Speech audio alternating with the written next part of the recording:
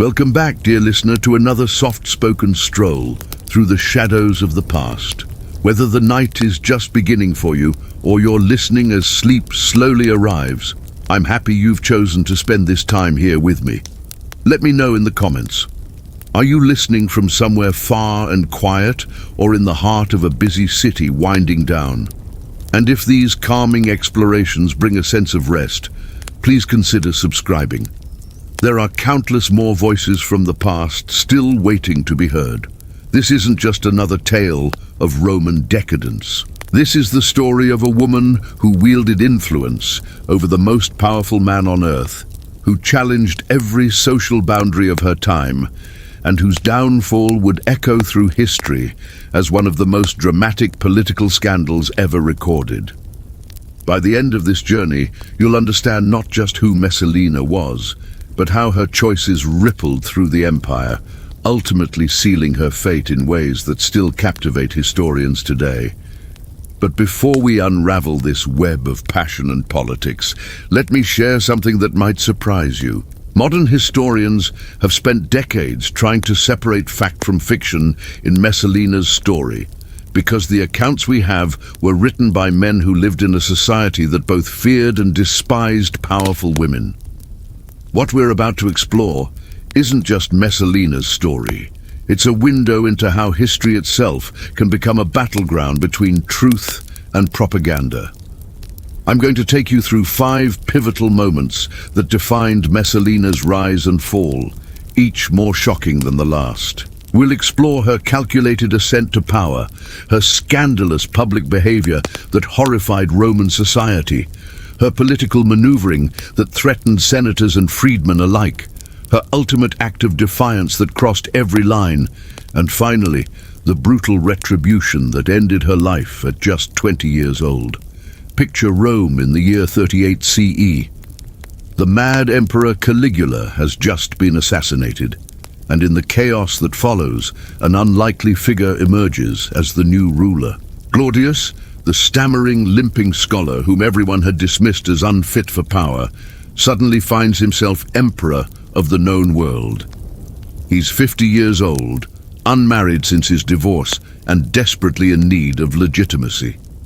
Enter Messalina, barely 16, beautiful beyond measure and possessing something Claudius desperately needs, the right bloodline. Valeria Messalina wasn't just any young Roman woman. Her family tree read like a who's who of imperial power. Her great-grandmother was Octavia, sister of Augustus himself. Her mother was descended from Mark Antony. In her veins flowed the blood of Rome's founding dynasty, making her more blue-blooded than many emperors.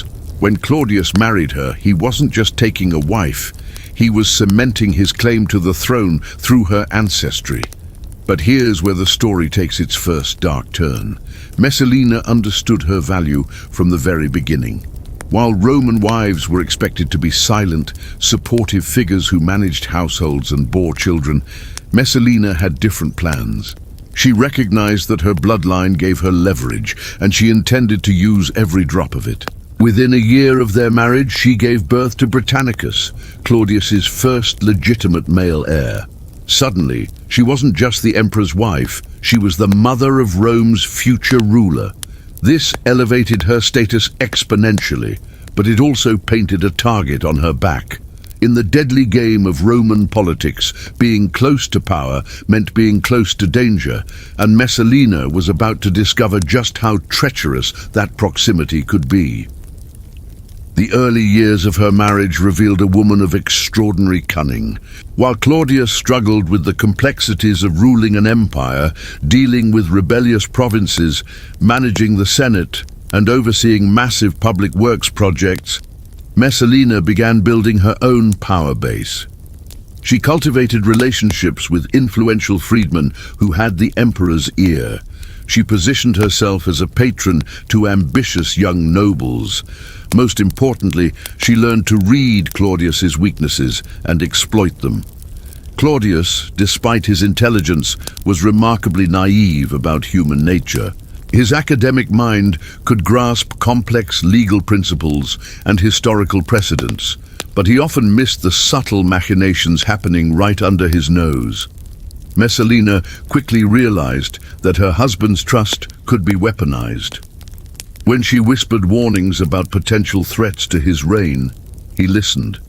When she suggested appointments or removals of officials, he often complied. Without realizing it, Claudius was allowing his young wife to accumulate unprecedented influence over imperial affairs. But power, especially power gained through manipulation, comes with its own intoxicating effects. As Messalina's influence grew, so did her appetite for more. The quiet, behind-the-scenes maneuvering that had marked her early years as Empress began to give way to increasingly bold and public displays of her authority. She started appearing at gladiatorial games with an entourage that rivaled the Emperor's own. She began receiving petitions from citizens seeking imperial favor. Most shocking of all, she started making decisions that affected the lives and deaths of Rome's elite. The transformation wasn't lost on Roman society. Whispers began circulating through the city's taverns, bathhouses, and marketplaces. The Empress was overstepping her bounds. She was forgetting her place. She was becoming dangerous. But these whispers, rather than intimidating Messalina, seemed to energize her. She had tasted real power, and she wanted more. This hunger would manifest in ways that scandalized even jaded Roman society. Messalina began hosting elaborate parties at the imperial palace, gatherings that pushed every boundary of acceptable behavior. These weren't merely social events. They were displays of her influence, carefully orchestrated to show Rome's elite exactly who held real power in the empire. Senators who had once looked down on her as a mere girl now found themselves competing for invitations to her gatherings, knowing that her favor could make or break their careers. The parties themselves became legendary for their excess. Ancient sources described feasts that lasted for days, entertainment that shocked even Romans accustomed to spectacle, and guest lists that included everyone from senators and generals to actors and gladiators. This mixing of social classes was itself revolutionary in a society built on rigid hierarchies. But Messalina seemed to delight in breaking these ancient taboos. More troubling still were the reports of what happened at these gatherings. Messalina allegedly used these occasions to gather intelligence on potential rivals, to negotiate political alliances, and to identify threats to her position. What appeared to be mere hedonistic revelry was actually a sophisticated information-gathering operation, with the Empress at its center, cataloging the weaknesses, desires, and secrets of Rome's most powerful figures. But perhaps most dangerous of all was how these events affected Messalina herself. Each successful manipulation, each display of her influence, each moment of wielding power over men who should have been her superiors fed a growing sense of invincibility. She began to believe that she was untouchable, that her combination of imperial blood, political cunning, and sexual charisma made her immune to the consequences that destroyed lesser mortals. This growing confidence would lead her to take risks that more cautious individuals would never have contemplated. She began to openly challenge traditional Roman values, not just in private settings, but in public forums where her behavior would be witnessed and reported throughout the empire. She started making appearances at the theater, the circus, and even the gladiatorial schools, often without Claudius, surrounded by her own coterie of supporters and admirers. These public appearances weren't merely social outings. They were political statements. Every time Messalina appeared in public without the emperor, every time she received the adulation of crowds, every time she made decisions that affected public policy, she was asserting her right to wield imperial power independently. In a society where women's power was supposed to flow through their male relatives, Messalina was claiming authority in her own right. The implications of this behavior rippled throughout Roman society. If the empress could ignore traditional boundaries, What did that mean for other Roman women? If she could wield power independently of her husband, was she setting a precedent that threatened the entire patriarchal structure of Roman civilization? These questions weren't merely academic, they struck at the heart of Roman identity and social order. But Messalina's most audacious moves were yet to come. As her confidence grew, so did her willingness to eliminate anyone who threatened her position or questioned her authority. What started as political maneuvering would soon escalate into something far more sinister, setting the stage for a series of events that would shock even the blood-soaked annals of Roman history. The transformation from ambitious young empress to something approaching a reign of terror didn't happen overnight. It was a gradual process, marked by increasingly bold moves that tested the boundaries of what even an emperor's wife could get away with. Each successful gambit emboldened her for the next, creating a dangerous cycle of escalation that would ultimately prove impossible to control. As we prepare to delve deeper into this extraordinary story, remember that we're not just exploring the life of one remarkable woman. We're examining the nature of power itself, how it corrupts, how it intoxicates, and how it ultimately destroys those who wield it without wisdom or restraint. Messalina's story is a mirror held up to every age, reflecting timeless truths about ambition, desire, and the deadly consequences of believing that rules don't apply to us. Now comes the blood, because once Messalina had tasted the intoxicating rush of bending Rome's most powerful men to her will, once she had proven that her beauty and bloodline could open any door, close any mouth, or seal any fate, the logical next step wasn't restraint. It was eliminated. The first to fall was Marcus Vinicius, a senator whose only crime was possessing something Messalina wanted: his wife. Not his wife's affection, mind you, but her social position, her connections, her usefulness in Messalina's growing web of influence. When Vinicius proved resistant to Messalina, as subtle suggestions that he divorce his spouse for the good of the empire, he found himself accused of treason. The evidence was thin, manufactured, almost laughably transparent to anyone who cared to look closely. But who was going to challenge the Empress? Who was going to risk their own neck by questioning her judgment? Claudius signed the death warrant without hesitation.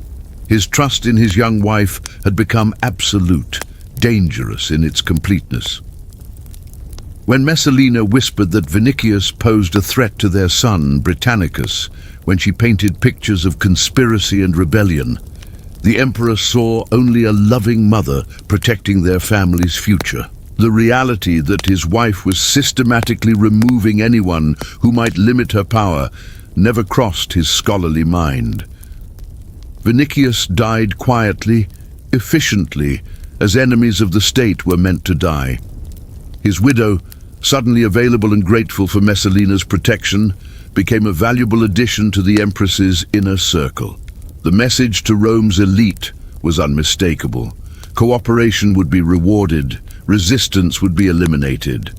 But here's what made Messalina truly terrifying. She didn't stop at political enemies. She began targeting anyone who possessed something she coveted, anyone who had slighted her, anyone whose very existence reminded her that she wasn't yet untouchable. Asiaticus, one of Rome's wealthiest men, owned gardens that Messalina admired. His reluctance to sell them to her at the price she offered sealed his fate. Accusations of corruption followed, then a trial, then execution. The gardens became part of the imperial estate. Julia Livilla, Caligula's sister, and a woman whose imperial bloodline rivaled Messalina's own, represented a different kind of threat. She was beautiful, intelligent, and possessed the kind of natural gravitas that drew supporters without effort. Worse, she was unmarried, making her a potential bride for any ambitious general or senator looking to legitimize their own claims to power. Messalina couldn't allow such a wild card to remain in play. The destruction of Julia Livilla showcased Messalina's evolving sophistication in the art of character assassination. Rather than crude accusations of treason, she orchestrated a more subtle campaign. Rumors began circulating about Julia's private life, her alleged affairs, her supposed plots against the emperor. These whispers, carefully planted and nurtured by Messalina's network of informants, gradually poisoned Claudius against his own niece. When the final accusations came, adultery with the philosopher Seneca, conspiracy against the throne, they seemed almost inevitable. Julia Livilla was exiled to a remote island where she died under mysterious circumstances, officially from illness. Though everyone understood the truth, Seneca himself narrowly escaped execution, saved only by Messalina's calculation that his death might create a martyr. Instead, he was exiled, neutralized but alive, a living reminder of what happened to those who crossed the Empress. With each successful elimination, Messalina's methods grew more refined, more devastating. She learned to use Rome's own institutions against her enemies. The courts, the Senate, the very legal system that was supposed to protect Roman citizens became weapons in her arsenal. She discovered that the right accusation, delivered at the right moment to the right audience, could destroy anyone, regardless of their wealth, connections, or innocence. More chilling still was how she began to enjoy the process. Ancient sources describe her attending the trials of her victims, watching from the imperial box as men she had marked for death pleaded for their lives. She would study their faces, their gestures, their final moments of hope before the inevitable verdict. This wasn't just political calculation anymore. It had become a form of entertainment, a way of asserting her dominance over life and death itself. The psychological transformation was complete. The ambitious girl who had married Claudius for security and status had evolved into something Rome had never seen before, a woman who wielded imperial power not through influence or manipulation, but through fear. Senators began to watch their words around her.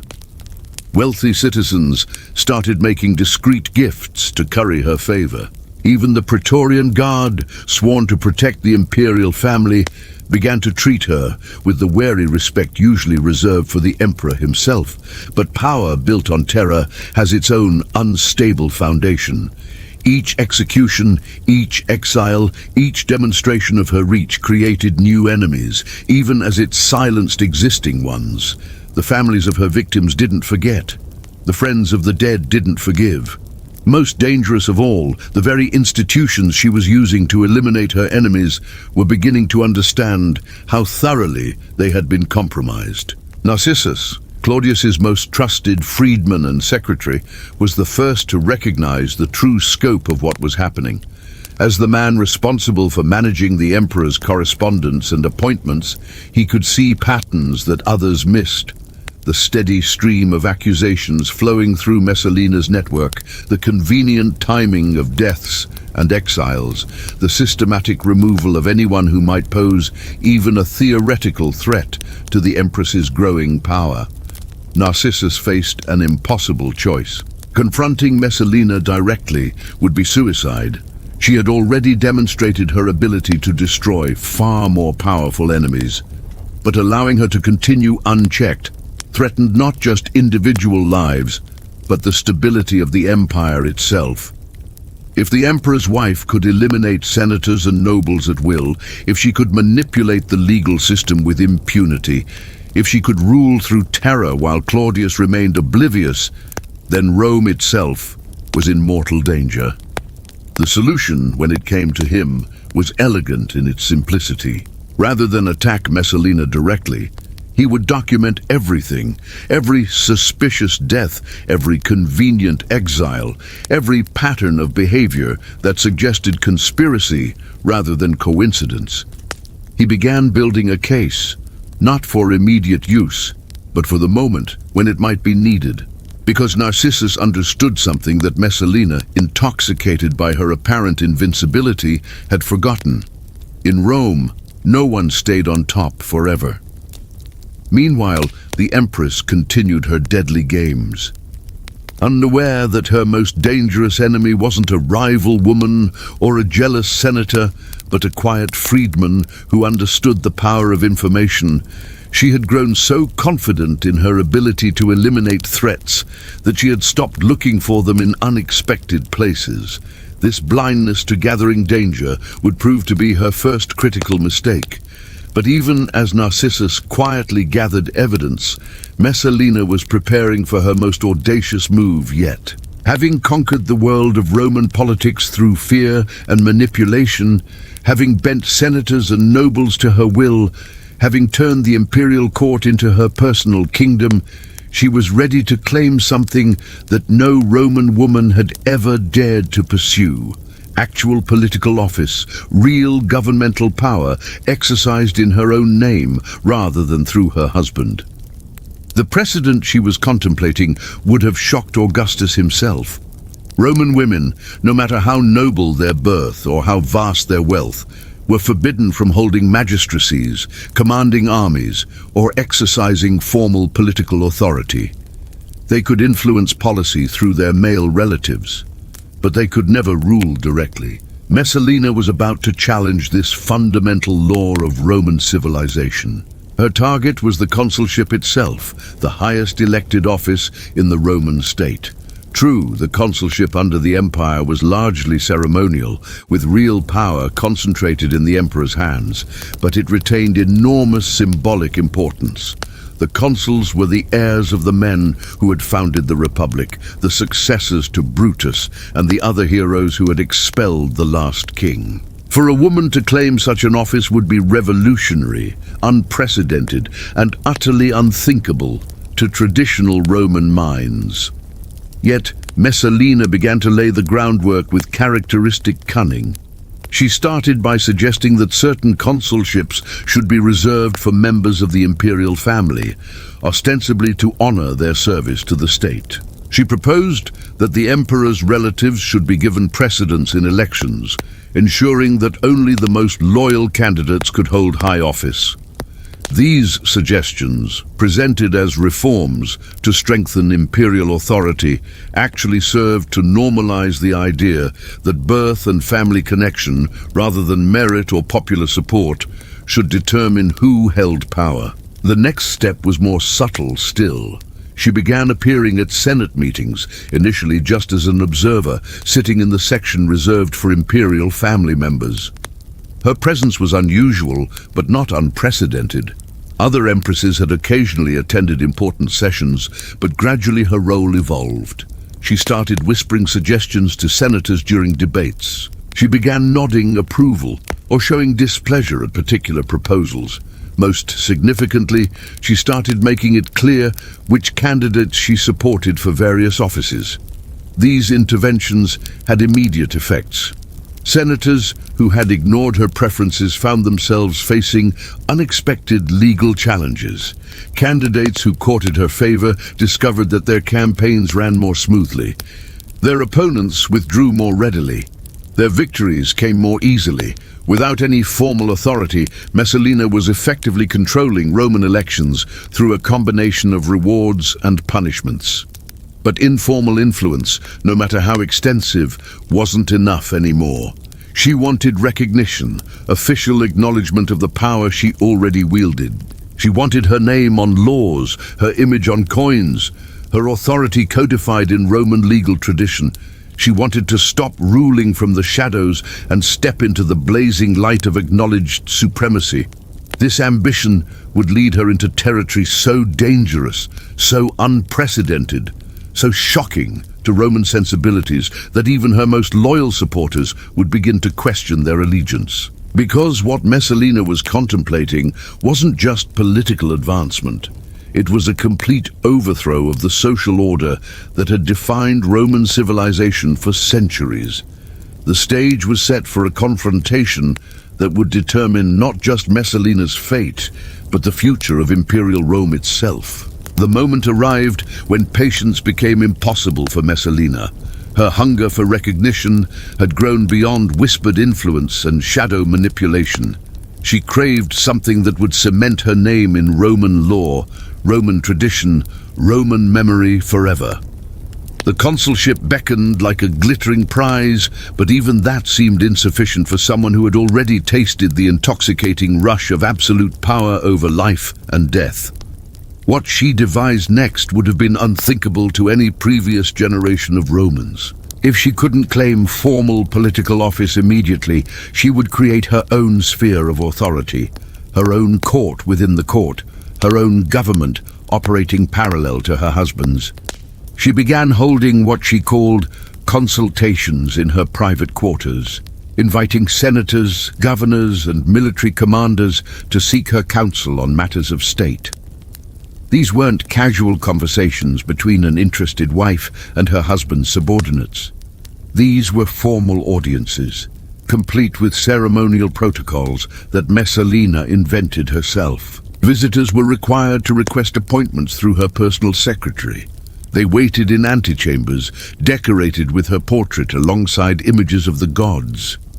When finally admitted to her presence, they found themselves facing a woman seated on a throne-like chair, surrounded by scribes, recording every word, flanked by guards who answered to her alone. The genius of this arrangement was its apparent informality. Technically, Messalina was simply offering advice, as any concerned member of the imperial family might do. She wasn't issuing orders or making official pronouncements. She was merely sharing her thoughts with men who happened to value her wisdom.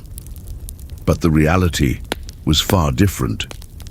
Those who ignored her suggestions found themselves facing investigations, their careers stalling, their families subjected to uncomfortable scrutiny. Those who implemented her recommendations discovered opportunities opening before them, promotions materializing, obstacles mysteriously vanishing. Within months, half of Rome's governing class was effectively reporting to Messalina before they reported to Claudius. Provincial governors would send duplicate dispatches, one to the emperor and another to his wife. Military commanders would seek her approval before implementing new strategies. Even foreign ambassadors began requesting audiences with the Empress, recognizing that her favor might prove more valuable than official diplomatic protocols. The transformation was breathtaking in its scope and terrifying in its implications. Rome had never seen anything like it, even during the Republic, when powerful women like Fulvia or Livia wielded enormous influence. They had operated through male intermediaries, maintaining at least the fiction that authority flowed through proper channels. Messalina had abandoned such pretenses entirely. She was ruling openly, boldly, with a confidence that suggested she believed herself untouchable. But perhaps most remarkably, she was succeeding. The empire didn't collapse under this unprecedented arrangement. Trade continued, taxes were collected, borders remained secure. Public works progressed on schedule. If anything, some aspects of governance improved under her dual administration. Messalina possessed an intuitive understanding of human motivation that complemented Claudius's scholarly approach to policy. Where he might spend weeks researching historical precedents for a decision, she could cut through complexity with ruthless pragmatism. Her success, however, created new dangers. Every effective decision she made, every crisis she resolved, every problem she solved more efficiently than traditional channels might have managed, served as evidence that a woman could govern as well as any man. This was revolutionary thinking in a society built on the assumption of male superiority in all matters of public importance. Conservative senators began to whisper among themselves about the dangerous precedent being set. If Claudius's wife could effectively co-rule the empire, what did that mean for their own wives, daughters, and sisters? Were they witnessing the beginning of a new age where women might claim political equality? Or were they seeing an aberration that needed to be corrected before it spread? These concerns might have remained mere grumbling if Messalina had been content to exercise power quietly, efficiently, without drawing unnecessary attention to herself. But contentment had never been part of her nature. Having proven that she could govern effectively, she now wanted recognition for her achievements. She wanted historians to record her contributions. She wanted poets to celebrate her wisdom. She wanted temples erected in her honor, not just as the emperor's wife or the mother of his heir, but as a ruler in her own right. This desire for recognition led her to commission a series of public monuments that would commemorate her role in various imperial achievements. The completion of the Claudian Aqueduct, one of Rome's greatest engineering marvels, was marked by inscriptions that mentioned her contributions alongside those of the emperor. New roads built during Claudius's reign bore markers acknowledging her involvement in their planning. Even military victories were celebrated with monuments that credited her strategic insights. To Roman eyes, accustomed to seeing women's names appear in public only as wives, mothers, or daughters of important men, these inscriptions were shocking. Here was a woman claiming credit for achievements typically attributed solely to male rulers. Here was someone asserting that her contributions to the empire deserved permanent recognition, that future generations should remember her not just as Claudius's wife, but as a partner in governance. The psychological effect on Messalina herself was intoxicating. Seeing her name carved in marble, reading poetry that praised her wisdom, hearing crowds cheer when she appeared at public ceremonies, all of this fed a growing sense that she had transcended the normal limitations of her gender and her time. She began to believe that she was creating a new model of female leadership that would inspire women for generations to come. But inspiration can be dangerous when it challenges fundamental social structures. Reports began reaching Rome from the provinces of women, citing Messalina's example to claim greater authority in their own communities. Wives of governors started attending official meetings. Daughters of wealthy merchants began demanding roles in family businesses previously reserved for men.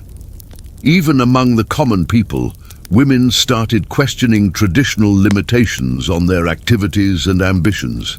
This social upheaval terrified Rome's male elite more than any military threat or economic crisis. They could understand and respond to conventional challenges, rebellious provinces, barbarian invasions, natural disasters, but a challenge to the basic assumptions about gender roles and social hierarchy struck at the very foundation of their worldview. If women could rule as effectively as men, if traditional limitations were revealed as arbitrary conventions rather than natural law, then what other assumptions might prove equally fragile? The backlash, when it came, would be swift and merciless. But Messalina, intoxicated by her apparent success, blinded by the adulation of her supporters, drunk on the unprecedented power she wielded, failed to recognize the growing storm. She had become so accustomed to bending others to her will that she had forgotten a crucial truth about power. It always creates enemies, and those enemies never stop looking for opportunities to strike back. Narcissus, still quietly documenting every excess, every overreach, every dangerous precedent, watched the Empress's growing boldness with calculating patience. He understood that Messalina's very success was creating the conditions for her destruction. Each public monument, each inscription bearing her name, each assertion of authority beyond traditional bounds, was providing ammunition for her eventual downfall. The freedman had learned something that Messalina, for all her cunning, had never grasped. In Rome, visibility was vulnerability.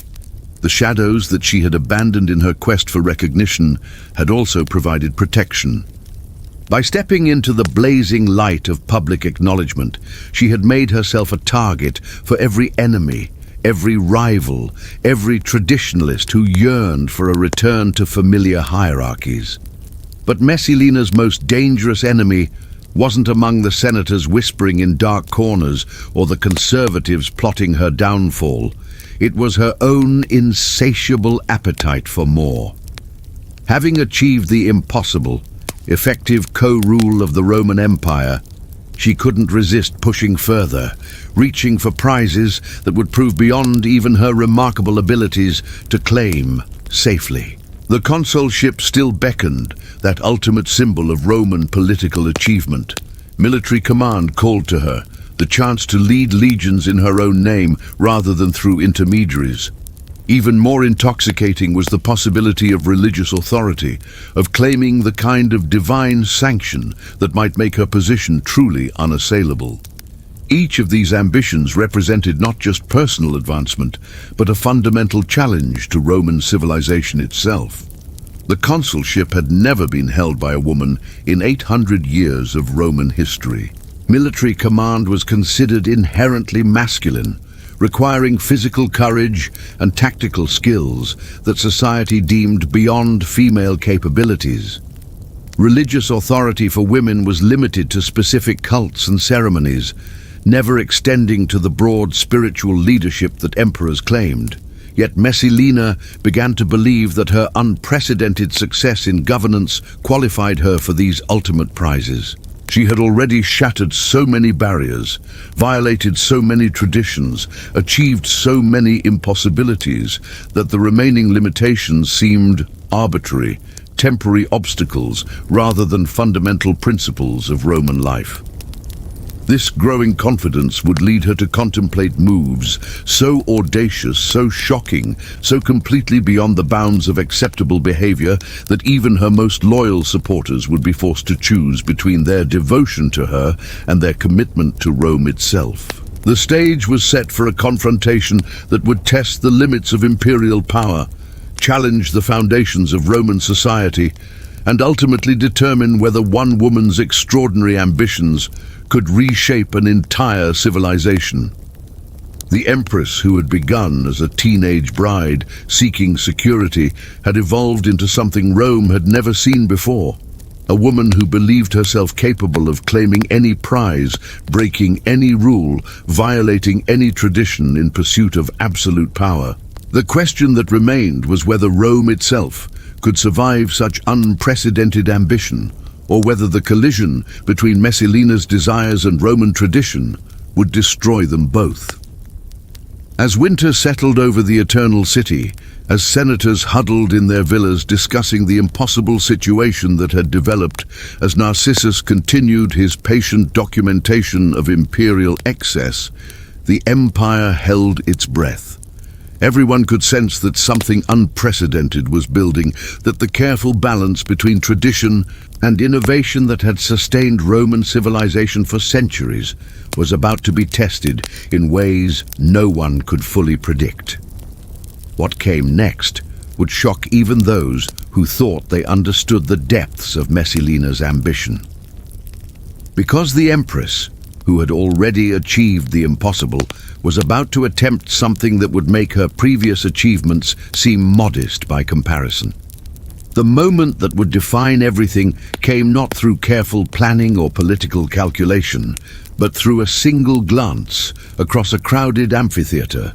Gacilius, the most handsome man in Rome, caught Messalina's eye during the gladiatorial games celebrating Claudius's triumph in Britain. He was everything the emperor wasn't. Young, athletic, devastatingly beautiful, with a kind of magnetic presence that made crowds turn to stare when he entered a room. But Silius represented far more than mere physical attraction.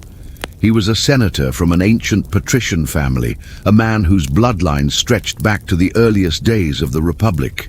His grandfather had been a consul, his father a respected general who had died fighting Germanic tribes. In choosing him, Messalina wasn't just selecting a lover, she was claiming the very essence of Roman nobility for herself. The seduction began immediately. Within days of that first meeting, Silas found himself receiving invitations to private dinners at the palace. Messalina deployed every weapon in her considerable arsenal: her beauty, her wit, her power, her promises of advancement. She spoke to him of poetry and philosophy, subjects that revealed an intelligence far beyond what most men expected from even an educated woman. She listened to his political opinions with the kind of focused attention that made him feel like the most important person in the empire. Most intoxicating of all, she shared with him glimpses of the real power she wielded.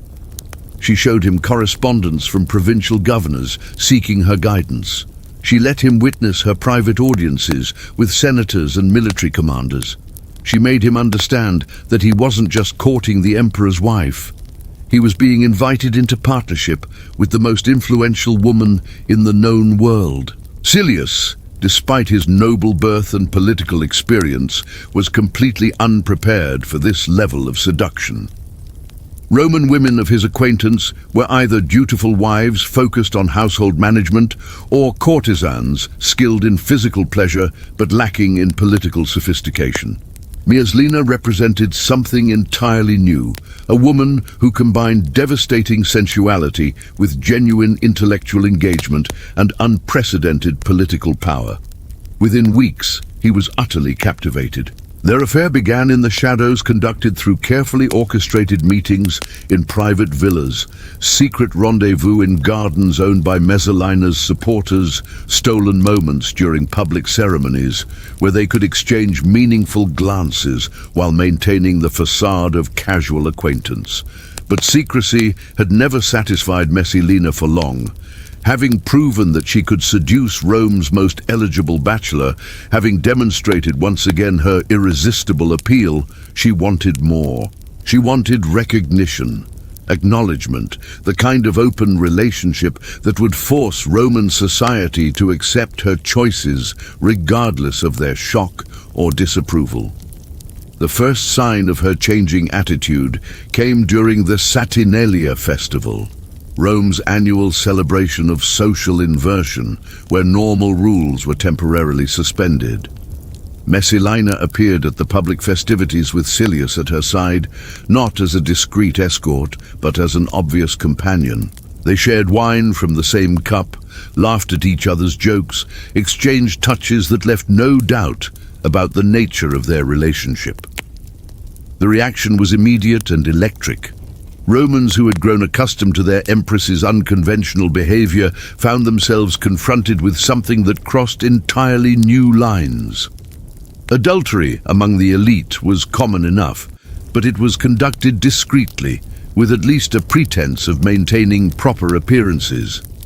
Open adultery, flaunted publicly by the emperor's wife, was unprecedented and deeply shocking. But the public display served Messalina's purposes perfectly. By forcing Roman society to confront her relationship with Silius, she was testing their willingness to accept her choices simply because of who she was. Would they condemn her, risking her wrath and potential retaliation? Or would they find ways to rationalize her behavior, proving once again that her power transcended normal social boundaries? The answer revealed the true extent of her influence. While private conversations buzzed with scandal and outrage, public reaction remained muted. Senators who might have spoken out against any other woman's behavior found themselves calculating the potential consequences of criticizing the empress. Wealthy citizens who were shocked by her conduct nevertheless sent gifts and invitations, hoping to maintain her favor. Even religious leaders, who should have condemned such flagrant violation of marriage vows, remained diplomatically silent. This acquiescence intoxicated Messalina beyond measure. She had openly violated one of Roman society's most fundamental taboos and faced no meaningful consequences. If she could conduct a public affair with impunity, what other boundaries might prove equally fragile? What other rules might bend before the reality of her power? The relationship with Silius deepened rapidly under these circumstances. No longer confined to stolen moments in secret meetings, they began spending entire days together. Messalina would appear at Senate meetings with Silius in her entourage. They attended theater performances, sitting side by side in the imperial box. They were seen together at religious ceremonies, at public banquets, at gladiatorial contests, presenting themselves as an established couple, despite the inconvenient fact that she remained married to the emperor. Silius himself was transformed by this unprecedented situation. The shy senator, who had initially been overwhelmed by Messalina's attention, evolved into something approaching a co-ruler in his own right. He began offering opinions on imperial policy, making recommendations for appointments, even issuing what amounted to orders to lower-ranking officials who sought to curry favor with the Empress, his obvious favorite. The psychological dynamic between them became increasingly complex. Messalina had chosen Silius partially because his beauty and noble birth reflected well on her own status, but she discovered that his genuine intelligence and political instincts made him a valuable partner in governance. For the first time in her life, she had found someone who could match her ambition while complementing her skills. Silius, meanwhile, found himself caught between gratitude for Messalina's favor and growing awareness of his precarious position. He understood that his elevation depended entirely on her continued protection, but he also recognized that association with her exposed him to enormous risks. If her power ever faltered, if Claudius ever recognized the true nature of their relationship, if political circumstances shifted against her, he would likely be the first to pay the price. This tension between opportunity and danger created a strange intimacy between them. They were partners in the most audacious political gamble in Roman history, co-conspirators in a plot to redefine the very nature of imperial power. Their relationship transcended mere adultery or even romantic love. They had become collaborators in an attempt to reshape civilization itself. But their growing boldness was creating new enemies every day. Conservative senators, who had grudgingly accepted Messalina's political influence, found her open adultery impossible to stomach. Military commanders, who had worked with her effectively, began questioning whether they could serve an emperor whose wife so flagrantly dishonored him. Even among the common people, whispers began circulating about the Empress who had forgotten her duties as wife and mother. Most dangerous of all, their behavior was finally penetrating Claudius's scholarly detachment from palace intrigue. The emperor, who had remained oblivious to his wife's political maneuvering and even her previous affairs, could not ignore the increasingly public nature of her relationship with Silius. Reports reached him from too many sources. Descriptions were too detailed. The evidence was too overwhelming for even his trusting nature to dismiss. Narcissus watched these developments with growing excitement. After years of documenting Messalina's excesses, carefully building a case that might someday prove useful, he suddenly found himself holding evidence of behavior so flagrant, so undeniable, so shocking that even Claudius would be forced to act. The Empress's greatest triumph, her ability to conduct an open affair without consequences, might finally provide the weapon needed to destroy her. But Messalina remained oblivious to the gathering storm. Intoxicated by her apparent immunity from consequences, emboldened by Silius's partnership, convinced that her power had transcended all traditional limitations, she prepared to take the step that would define her legacy forever. Because conducting an open affair, shocking as it was, still fell short of her ultimate ambition. She wanted marriage, not a secret ceremony or a private commitment, but a full Roman wedding, complete with all the traditional rituals, witnessed by the city's elite, celebrated as a public festival. She wanted to marry Silius while remaining married to Claudius, creating an unprecedented situation that would force Roman law and custom to accommodate her desires. The idea was breathtaking in its audacity. Roman marriage was a sacred institution, governed by centuries of legal tradition and religious ritual. Bigamy was not merely illegal, it was considered an offense against the gods themselves, a violation of divine law that threatened the entire cosmic order.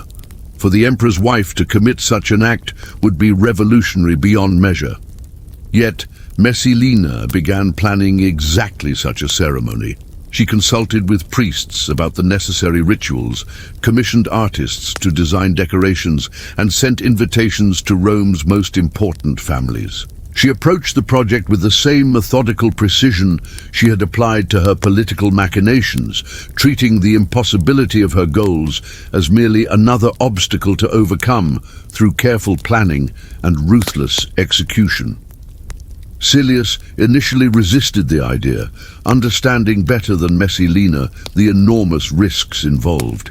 An affair, even a public one, might be overlooked or rationalized by a trusting husband.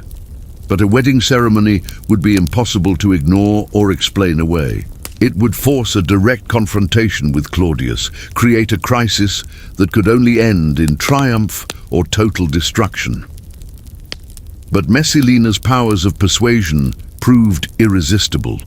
She painted pictures of the life they could build together, ruling Rome as true partners rather than hiding in shadows. She described the precedent they would set for future generations, showing that love and political compatibility mattered more than outdated customs. Most compelling of all, she argued that their marriage would legitimize their relationship in the eyes of the gods, transforming what critics called adultery into a sacred union, blessed by divine authority. Under this relentless campaign, Silius's resistance crumbled. His love for Messalina, combined with his growing ambition and his genuine belief in their partnership, overcame his political caution. He agreed to the wedding, sealing his fate and hers in a decision that would echo through Roman history for centuries. The preparations began immediately. Messalina chose a date when Claudius would be away from Rome, visiting the port of Ostia to oversee grain shipments from Egypt. She selected a villa outside the city walls, beautiful and private, but large enough to accommodate the hundreds of guests she planned to invite. She commissioned musicians, dancers, and actors to provide entertainment worthy of an imperial celebration. Most importantly, she began the delicate process of explaining to Rome's elite why they should attend this impossible ceremony. She framed it as a celebration of love transcending conventional boundaries, a demonstration that the imperial family was strong enough to embrace new forms of relationship. She suggested that their presence would mark them as progressive thinkers, allies in creating a more enlightened form of Roman civilization. The responses revealed the true extent of her influence. Despite the shocking nature of what she proposed, despite the obvious legal and religious problems, despite the enormous risks involved in attending such a ceremony, the invitations were largely accepted. Senators, who should have refused outright, found themselves calculating the political costs of absence. Wealthy citizens who were privately appalled by the idea nevertheless prepared their finest clothes and most expensive gifts. Even more remarkably, Messalina found priests willing to perform the ceremony, not minor clerics seeking advancement, but respected religious authorities who convinced themselves that the Empress's unprecedented position justified unprecedented accommodations. They developed elaborate theological arguments, explaining why her marriage to Silius would actually strengthen, rather than weaken, the divine foundations of Roman society. As the wedding date approached, excitement built throughout the city. This wasn't just a social event. It was a moment of historical significance, a test of whether Roman civilization could adapt to embrace entirely new possibilities. Those invited felt themselves participants in something revolutionary, witnesses to the birth of a new age where traditional limitations no longer applied to those with sufficient power and vision. But in Ostia, as Claudius supervised the mundane business of imperial administration, troubling reports began reaching his ears. Whispers about unusual preparations at a villa outside Rome, strange conversations about wedding ceremonies and religious innovations. Most disturbing of all, suggestions that his wife was planning something that would require his immediate attention upon his return.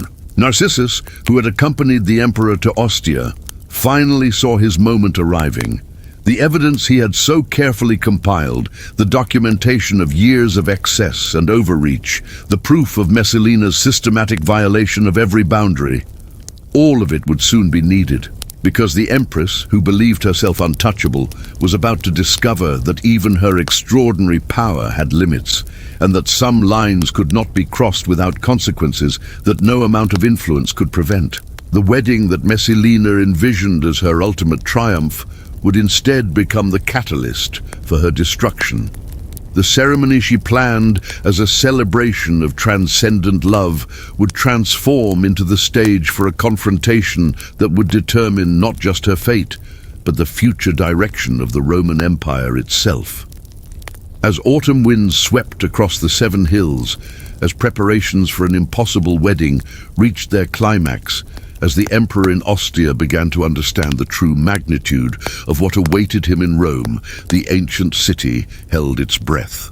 Everyone sensed that they stood at a crossroads, that the choices made in the coming days would echo through history, determining whether the unprecedented ambitions of one extraordinary woman would reshape civilization, or whether the weight of tradition would crush even the most remarkable individual who dared to challenge it. The stage was set for a confrontation that would test every assumption about power, gender, tradition, and change in the ancient world. The morning of October 15th dawned crisp and clear, the kind of Roman autumn day that poets would later claim the gods themselves had crafted for momentous occasions. In her private chambers, Messalina awoke before sunrise, her mind already racing through the final preparations for what would become the most audacious ceremony in Roman history. Today she would marry Gacilius, while remaining the wife of Emperor Claudius. Today she would shatter every convention that had governed Roman society for 8 centuries. But 60 miles away in Ostia, another drama was unfolding. Narcissus had finally played his hand, presenting Claudius with documentation so comprehensive, so damning, so irrefutable, that even the emperor's legendary capacity for denial crumbled in the face of overwhelming evidence. The freedman had waited years for this moment, carefully building his case, and now he watched as understanding dawned across Claudius's scholarly features. The emperor's reaction was not the explosive rage that Narcissus had expected. Instead, Claudius seemed to age a decade in moments, his shoulders sagging as he absorbed the reality of what his beloved wife had become. The man who could recite complex legal precedents from memory, who could debate the finer points of historical interpretation for hours, found himself speechless in the face of personal betrayal so complete it defied comprehension. What hurt most wasn't the adultery itself. Roman marriages among the elite often accommodated such arrangements with discreet understanding. What devastated Claudius was the systematic nature of Messalina's deception, the way she had weaponized his trust and turned his love into a tool for her own advancement. Every tender moment they had shared, every political decision she had influenced, every assurance of loyalty she had offered now appeared in a new and terrible light. Narcissus, recognizing the emperor's shock, pressed his advantage with clinical precision. He produced letters proving Messalina's role in political executions. He showed evidence of her shadow government, complete with records of the appointments she had made and the policies she had implemented without imperial authorization. Most damning of all, he presented testimonies from witnesses who had seen her with Silius, descriptions so detailed and consistent that denial became impossible. But the freedman's masterstroke was revealing the wedding plans. This wasn't merely about adultery or even unauthorized governance. This was treason on an unprecedented scale. By marrying another man while remaining empress, Messalina was attempting to create a dual imperial household, effectively splitting the monarchy itself. The legal implications were staggering, the precedent terrifying, the threat to imperial stability absolute. As Claudius absorbed this information, his shock began transforming into something far more dangerous. cold, calculating fury.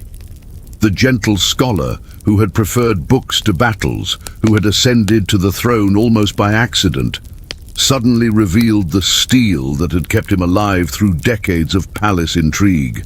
His voice, when he finally spoke, carried an authority that even Narcissus had never heard before. The orders came rapid fire, each one precise and final.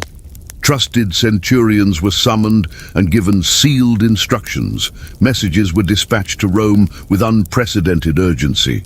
Most crucially, the Praetorian Guard units, still loyal to the emperor rather than his wife, were quietly alerted and positioned for what was to come.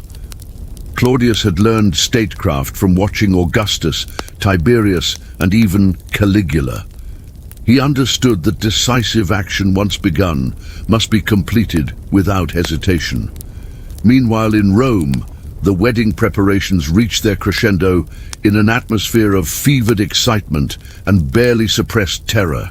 Everyone involved understood they were participating in something revolutionary, but few had fully grasped the enormous risks they were assuming. The guest list read like a catalogue of Rome's most powerful families, each name representing not just an individual, but entire networks of political and economic influence. Messalina herself moved through the preparations with an almost supernatural calm. She had crossed so many boundaries, violated so many taboos, achieved so many impossibilities that this final transgression felt almost inevitable. The teenage bride, who had once trembled at the thought of displeasing her elderly husband, had evolved into a woman who believed herself capable of rewriting the fundamental laws of Roman civilization. The ceremony itself was planned with meticulous attention to every traditional detail.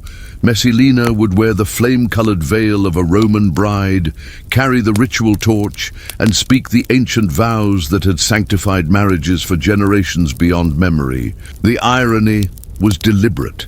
By conducting the most transgressive act in Roman history through the most traditional forms, she was forcing society to confront the arbitrary nature of its own rules. Silius, resplendent in senatorial white bordered with purple, had overcome his final reservations. Standing beside Messalina as she reviewed the final arrangements, he seemed transformed by the magnitude of what they were attempting. This wasn't just a wedding. It was a revolution disguised as a celebration, a complete overthrow of established order presented as a festival of love. The guests began arriving at the villa before noon, each entrance carefully choreographed to demonstrate the breadth of support for this unprecedented union. Senators came with their wives and children, making the gathering a family affair that suggested normalcy and acceptance. Wealthy merchants brought gifts that rivaled those offered at imperial ceremonies. Even representatives from the major religious colleges attended, lending an aura of divine sanction to the proceedings. But beneath the festive atmosphere, tension crackled like electricity before a storm. Conversations were punctuated by nervous laughter. Glances darted constantly toward the horizon, as if expecting some divine intervention to prevent what everyone knew was impossible. The very audacity of what they were witnessing created a strange mixture of exhilaration and dread that left many guests feeling simultaneously privileged and doomed. The religious ceremonies began with traditional sacrifices to ensure divine favor for the union. The priests, having convinced themselves that their presence served the greater good of Roman stability, performed their duties with elaborate precision. Every ritual was executed perfectly, every prayer offered with proper solemnity, every sacred formula recited without error. If the gods objected to this impossible marriage, they would have to make their disapproval known through more dramatic means. As the afternoon wore on, the celebration took on an almost dreamlike quality. Music filled the autumn air. Dancers performed ancient fertility rituals. Poets recited verses celebrating the triumph of love over convention. Wine flowed freely, loosening tongues and lowering inhibitions, until guests began speaking openly about the revolutionary implications of what they were witnessing. Some proclaimed this the dawn of a new age where women would claim their rightful place as partners in governance rather than silent supporters. Others argued that Messalina's example would inspire similar transformations throughout the empire, creating a more enlightened form of Roman civilization. A few whispered that they were witnessing the birth of a dynasty that would combine the best elements of imperial authority with the passion and intelligence of its most remarkable empress. But even as the celebration reached its peak, darker currents moved beneath the surface. Servants brought whispered reports from the city that made the more politically astute guests uneasy. There were rumors of unusual military movements, suggestions that certain Praetorian units had been placed on alert, hints that messages had been sent to Ostia with unprecedented urgency. The most experienced courtiers began making discreet inquiries about alternate routes home, just in case the festivities ended more abruptly than planned. Messalina herself seemed oblivious to these undercurrents of concern. She moved through the gathering like a queen holding court, accepting congratulations and praise with the gracious confidence of someone whose victory was complete and unassailable. When guests approached with barely concealed anxiety to ask about potential consequences, she laughed off their concerns with assurances that her position was unshakable, her influence absolute. The actual wedding ceremony began as the sun started its descent toward the western hills, bathing the villa in golden light that seemed almost divine in its beauty.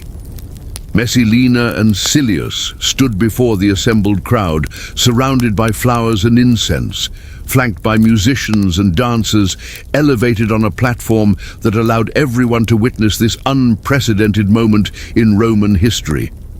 The priest's voice carried clearly across the grounds as he began the ancient formula that had united Roman couples since the earliest days of the Republic. The words were familiar, sacred, unchanged by centuries of repetition, yet spoken now in circumstances so extraordinary that they seemed to acquire entirely new meaning. When he asked if the bride came willingly to this union, Messalina's response rang out with such conviction that several guests gasped at the implications. The exchange of vows followed traditional patterns that everyone present had witnessed countless times before, but the context transformed even the most conventional phrases into revolutionary statements. When Silius promised to cherish and protect his bride, he was essentially claiming authority over the emperor's wife.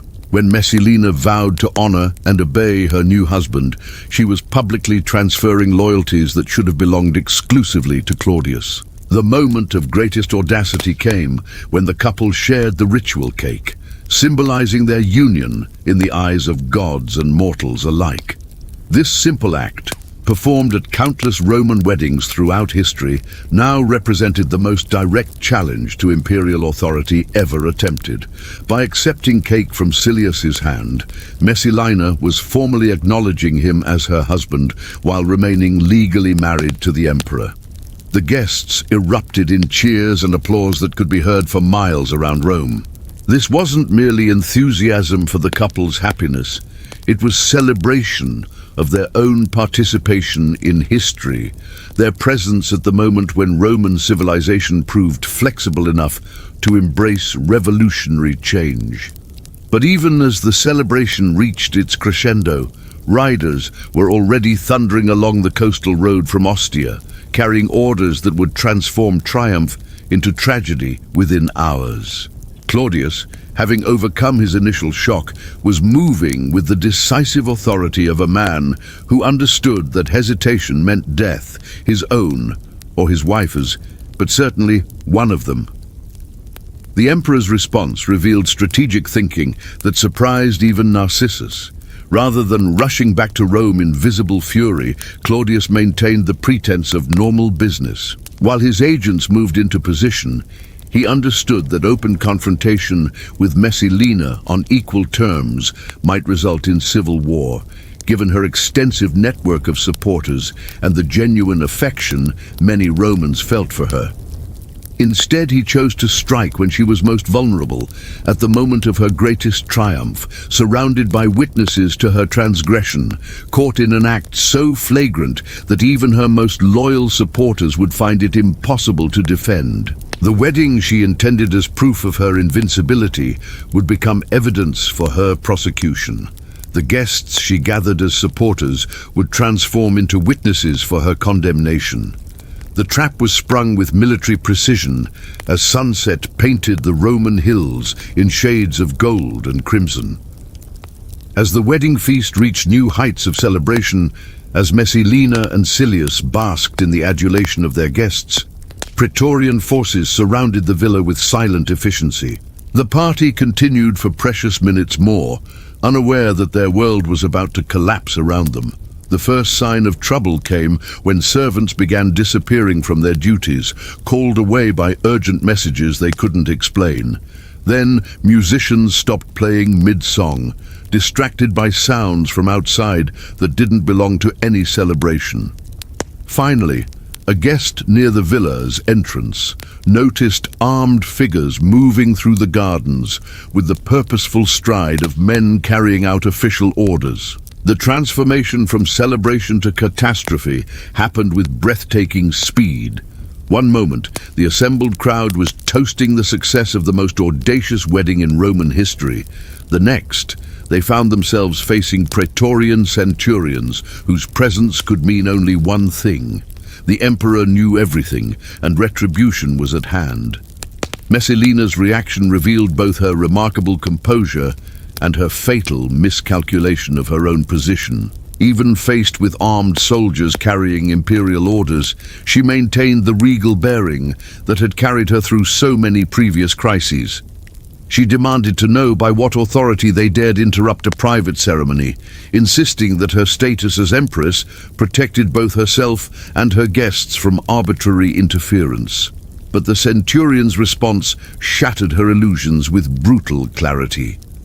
He carried sealed orders bearing Claudius's personal seal, commands that superseded any authority she might claim. The emperor had spoken, and his word was law, even for the wife who had believed herself beyond the reach of consequences.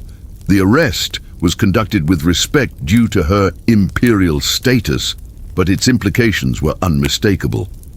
As Praetorian guards escorted Messalina from the villa as her guests scattered in terror, as the wedding feast was abandoned to servants and scavenging birds, the most powerful woman in Rome discovered that power built on deception and maintained through fear had limits that even she could not transcend. Silius, watching his bride disappear into imperial custody, faced a choice that would define his final hours. He could attempt to escape, hoping his family connections and senatorial status might provide some protection. He could throw himself on Claudius's mercy, pleading ignorance of the full implications of his actions. Or he could accept responsibility for his choices with the dignity expected of a Roman nobleman facing inevitable death. His decision revealed the character that had attracted Messalina in the first place. Rather than fleeing or groveling, Silius requested permission to return to Rome under guard, asking only that he be allowed to face his fate with honor intact. The centurion, recognizing courage even in a condemned man, granted this final request with the professional respect that soldiers accorded to worthy opponents. The journey back to the city became a funeral procession for the dreams and ambitions that had driven both conspirators to their ultimate transgression. The villa that had witnessed the most audacious wedding in Roman history stood empty as darkness fell, its decorations mocking reminders of hopes that had soared too high and fallen too far. As news of the arrests spread through Rome's neighborhoods, citizens gathered in small groups to discuss the implications of what had happened. Some expressed relief that the impossible situation had finally been resolved, that proper order would be restored to the imperial household. Others mourned the destruction of a woman whose intelligence and charisma had genuinely impressed them, regardless of her transgressions. But perhaps most significantly, many Romans found themselves questioning assumptions they had never examined before. If someone as powerful as Messalina could fall so completely, what did that say about the nature of authority itself?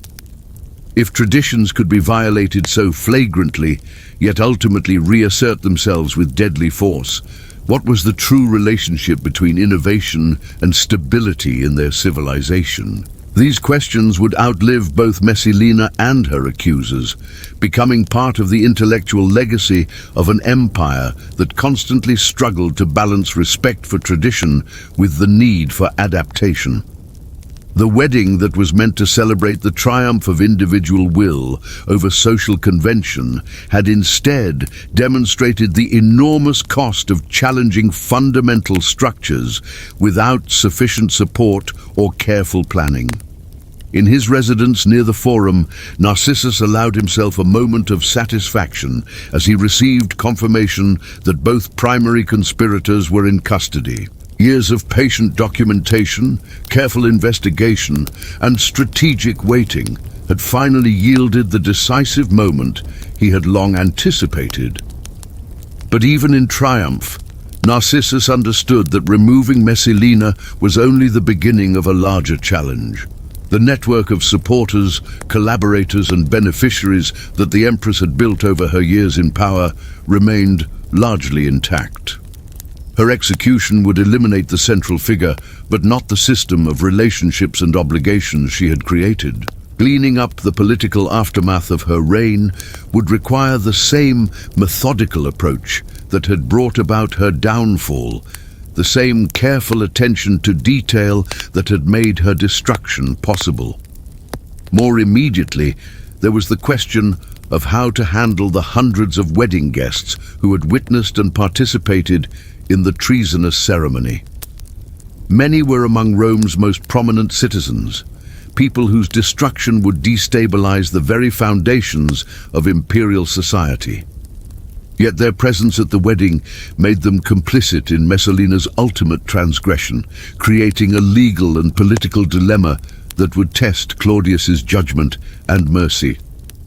The emperor himself, still traveling back to Rome through the autumn night, grappled with emotions and decisions that would have challenged any leader.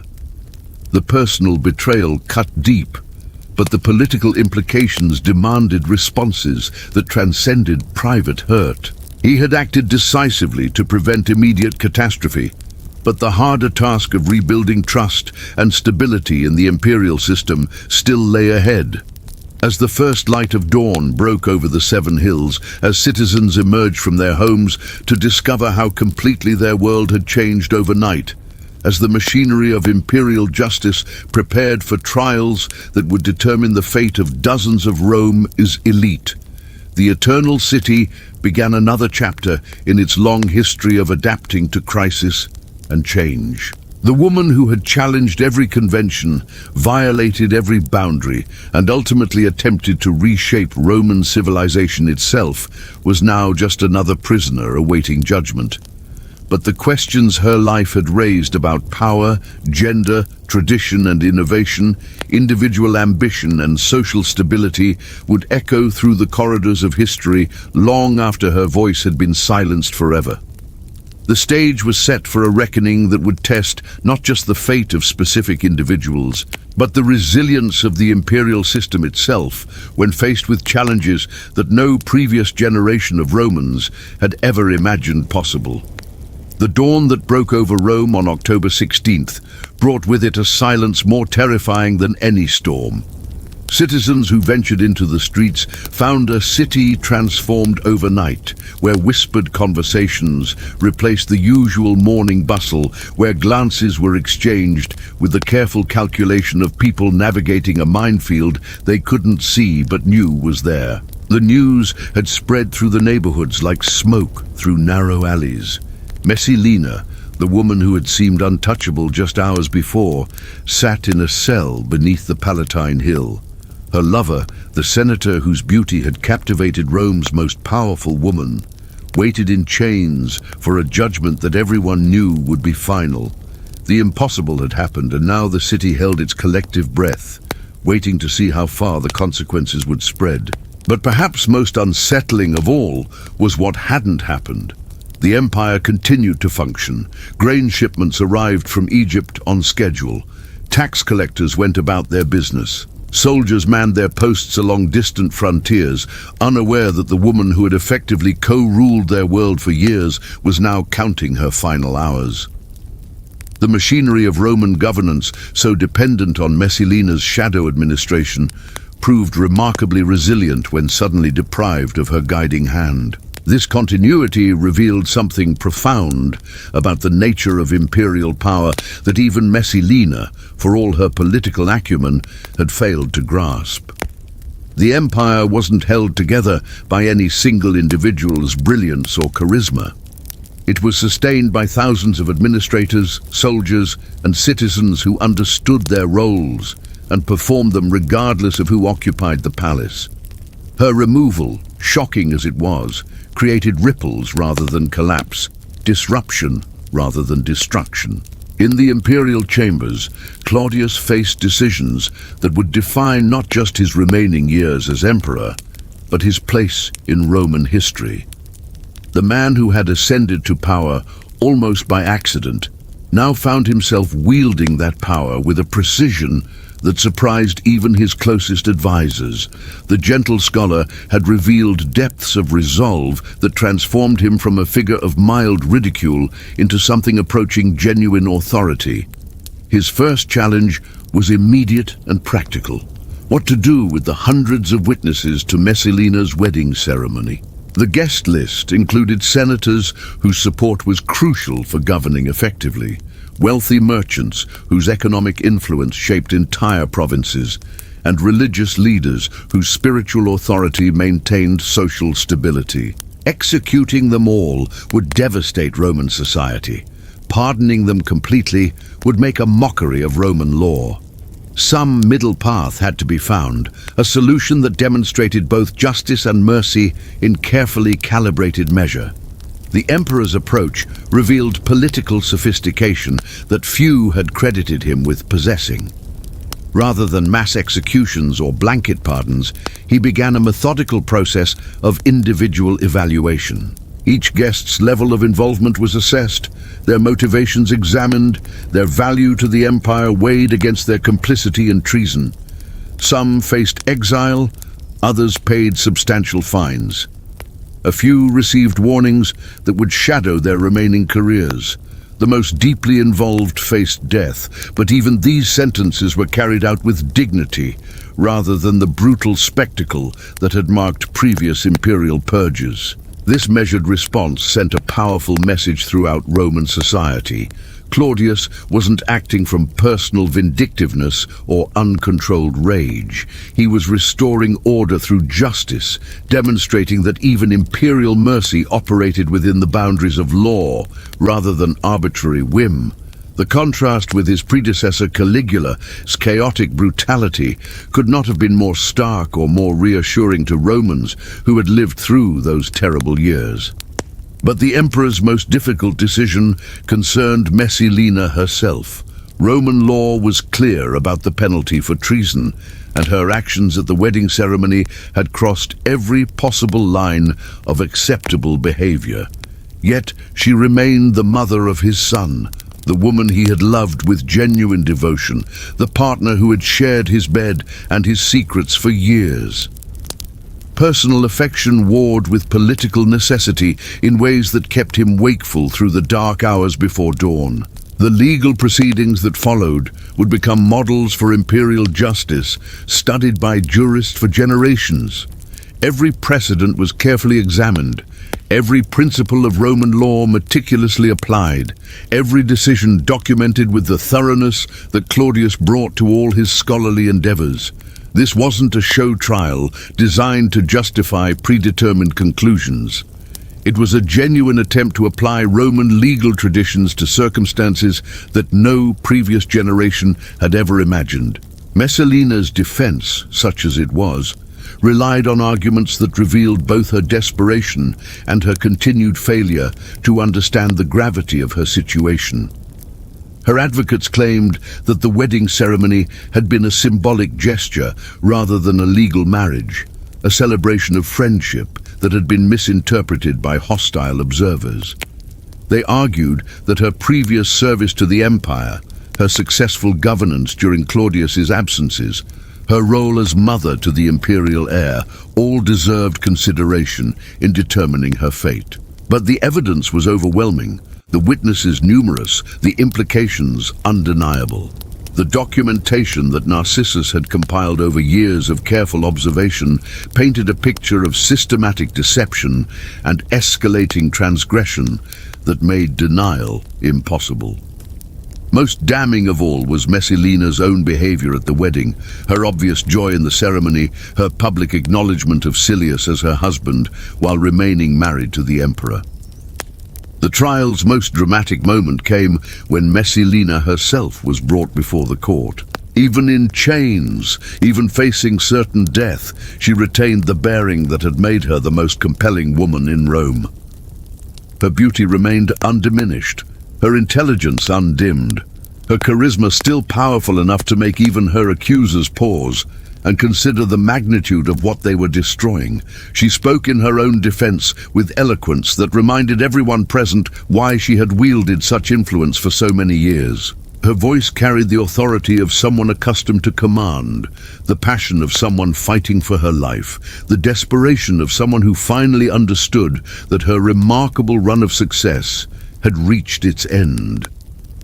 She didn't deny the facts of her case, but attempted to reframe them, to present her actions as service to Rome rather than betrayal of it. Her argument was sophisticated, almost compelling in its audacity. She claimed that her marriage to Silius had been motivated by political necessity rather than personal desire. Claudius was aging, she argued, and the succession needed to be secured through alliances that would ensure stability after his death. Her relationship with Silius represented an attempt to bind the old senatorial families to the imperial cause, creating unity through marriage rather than division through suspicion. Furthermore, she contended that her administrative activities during Claudius's absences had been essential for maintaining imperial effectiveness. The empire was too vast, too complex for any single ruler to manage effectively. Her shadow government had filled crucial gaps, resolved important disputes, maintained stability in ways that formal channels could not have achieved. Rather than usurping authority, she had been exercising it on behalf of an emperor too busy with other responsibilities to handle every detail personally. Most provocatively, she suggested that her actions had actually strengthened rather than weakened imperial power, by demonstrating that capable women could contribute to governance, by showing that marriage alliances could serve political purposes, by proving that unconventional approaches could yield effective results. She had expanded the toolkit available to future emperors. Her innovations, rather than threatening traditional structures, had enhanced them by revealing new possibilities for imperial administration. The courtroom listened in fascination to arguments that challenged basic assumptions about gender, power, and imperial authority.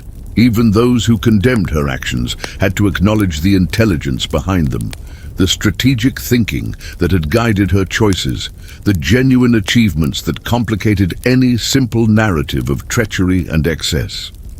This wasn't a common criminal motivated by greed or spite. This was a political innovator whose vision had exceeded the boundaries that Roman society was prepared to accept. But eloquence couldn't overcome evidence, and vision couldn't excuse treason. The court's verdict was never in doubt, though the reasoning behind it revealed important principles about the limits of imperial power and the requirements of Roman law. Messalina's fate was sealed not just by her actions, but by the precedent that those actions would set if allowed to stand unpunished. The judges emphasized that Roman marriage was a sacred institution that couldn't be redefined to accommodate political convenience or personal preference. The emperor's household served as a model for all Roman families, and corruption at the imperial level threatened the moral foundations of the entire empire. Most crucially, the concentration of power in any single individual, regardless of their capabilities or intentions, violated the balance of authorities that had sustained Roman civilization for centuries. These principles transcended personal considerations or even political expediency.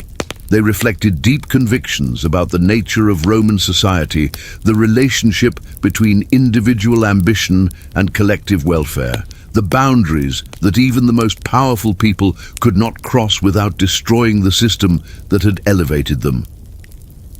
Messalina's punishment would serve not just as retribution for her specific crimes, but as a warning to future generations about the consequences of exceeding those boundaries. The sentence, when it came, surprised no one who understood Roman law, but its implementation revealed Claudius's continued struggle between justice and mercy. Death was inevitable, but the emperor granted his wife the dignity of choosing her manner of departure.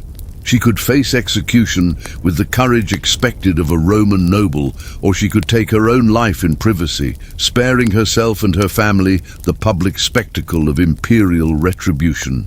This final gesture of consideration reflected the complex emotions that continued to war within Claudius. He could condemn her actions while still remembering the woman he had loved.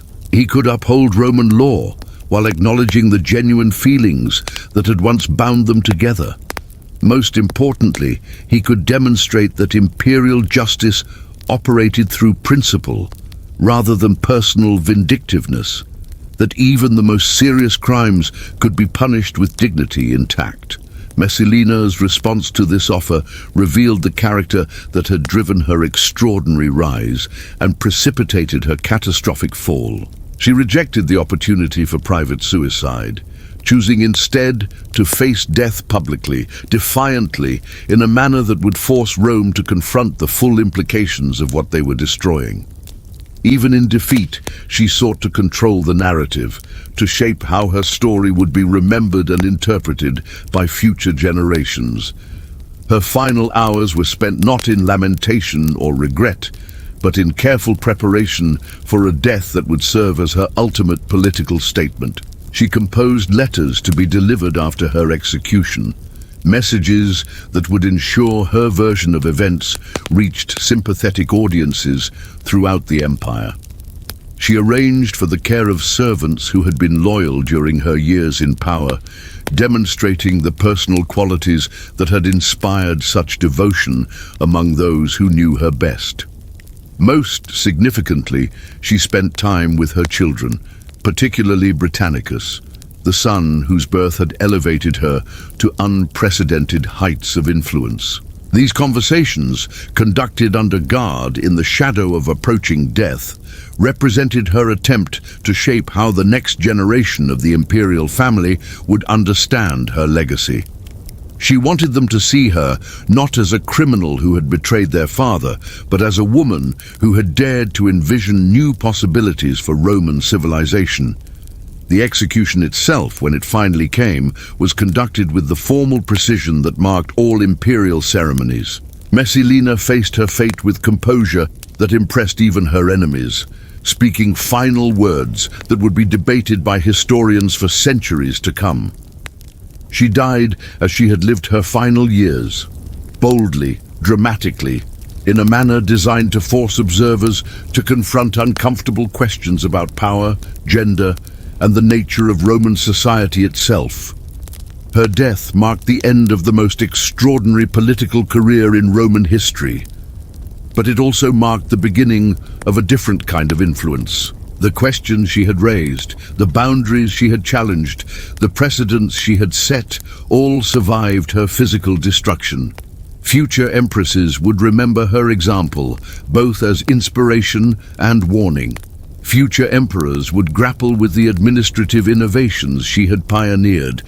Future historians would struggle to separate the woman from the legend, the achievements from the crimes, the revolutionary vision from the tragic overreach.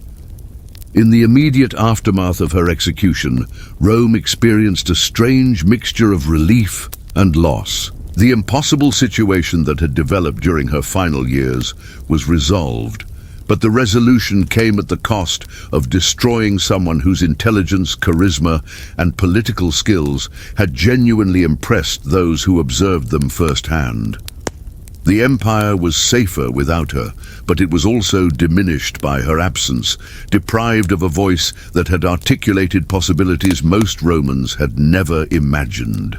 Claudius himself, having demonstrated the resolve necessary to eliminate the greatest threat to his reign, now faced the equally challenging task of rebuilding trust and stability in the imperial system. The network of relationships, obligations, and innovations that Messalina had created couldn't simply be dismantled overnight. Many of her administrative reforms had proved effective and would need to be continued under different leadership. Many of her supporters retained their positions and would need to be managed carefully to prevent future conspiracies. Most importantly, the emperor had to address the broader questions that his wife's career had raised about the nature of imperial power itself. Her success in exercising authority, even through unofficial channels, had demonstrated both the potential for expanding imperial effectiveness and the dangers of concentrating too much influence on any single individual. Future arrangements would need to balance these considerations, creating systems that could benefit from capable advisors while preventing the emergence of another shadow government. The solutions that emerged from this period of reconstruction would influence Roman imperial administration for generations. New protocols were established for managing imperial correspondence and appointments. Formal roles were created for imperial family members that provided meaningful responsibilities while maintaining clear boundaries. Most significantly, systems of oversight and accountability were strengthened to ensure that no future empress could accumulate the kind of unchecked influence that had made Messalina so dangerous. These institutional changes represented Claudius's most important legacy, more significant even than his military conquests or public works projects. By learning from the crisis that had nearly destroyed his reign, by adapting imperial structures to address weaknesses that Messalina had exploited, he created a more resilient form of government that could better withstand future challenges. The woman who had threatened to tear down the imperial system had ultimately contributed to making it stronger, though at the cost of her own life and the lives of everyone who had followed her too far into uncharted territory. As autumn deepened into winter, as Rome adjusted to the absence of its most compelling and controversial figure, as the machinery of imperial government continued its eternal work of maintaining order across a vast and diverse empire, the city began to process the extraordinary events that had shaken its foundations. The story of Messalina would become legend, retold and reinterpreted by each generation according to their own understanding of power, ambition, and the eternal tension between individual desire and collective responsibility. But for now, in those quiet months following her death, Rome simply tried to understand what had happened and what it meant for the future. The woman who had challenged every assumption about what was possible had been defeated, but the questions she had raised remained unanswered, waiting for future generations to grapple with the eternal dilemmas of leadership, innovation, and the price of pushing boundaries too far, too fast, in a world not ready for such revolutionary change. The months that followed Messalina's execution revealed something remarkable about the nature of power in ancient Rome. While the Empress was gone, the systems she had influenced continued to function. But now they operated with a strange emptiness at their center, like a musical ensemble missing its lead performer. The administrative innovations she had pioneered didn't simply vanish with her death. They had become too useful, too embedded in the daily operations of the imperial government to abandon entirely. Claudius found himself in the peculiar position of having to manage the legacy of someone whose actions had nearly destroyed him. The shadow government Messalina had created couldn't be dismantled overnight without causing chaos. Yet allowing it to continue unchanged would risk creating another power center that might challenge imperial authority. The solution required a delicate balance between preserving what worked while ensuring no single individual could again accumulate such dangerous influence. The Emperor's approach revealed political wisdom that surprised even his closest advisors. Rather than destroying Messalina's innovations entirely, he began a systematic process of institutionalizing them. The informal network she had used to gather information became official intelligence services. The personal relationships she had cultivated with provincial governors were transformed into formal diplomatic channels. Most importantly, the administrative efficiency she had brought to imperial decision-making was preserved through new bureaucratic structures that distributed responsibility among multiple officials rather than concentrating it in any single person. This transformation process took months to complete and required navigating countless political sensitivities. Many of Messalina's former associates remained in positions of influence, their loyalties uncertain, their knowledge of imperial secrets making them both valuable and dangerous. Some had genuinely supported her vision of expanded female participation in governance. Others had simply recognized her power and acted accordingly. A few had been coerced into cooperation through threats or blackmail. Each case required individual assessment and careful handling to prevent the emergence of organized resistance to the new arrangements. Perhaps most challenging was the question of how to handle the precedents Messalina had established. Her public appearances at Senate meetings, her involvement in military planning, her role in judicial decisions. All of these activities had created expectations about imperial family participation in governance that couldn't simply be ignored. Future empresses would naturally compare their roles to hers, potentially creating pressure for similar levels of involvement that might prove equally destabilizing. The solution Claudius developed was characteristically scholarly in its attention to historical precedent and legal principle.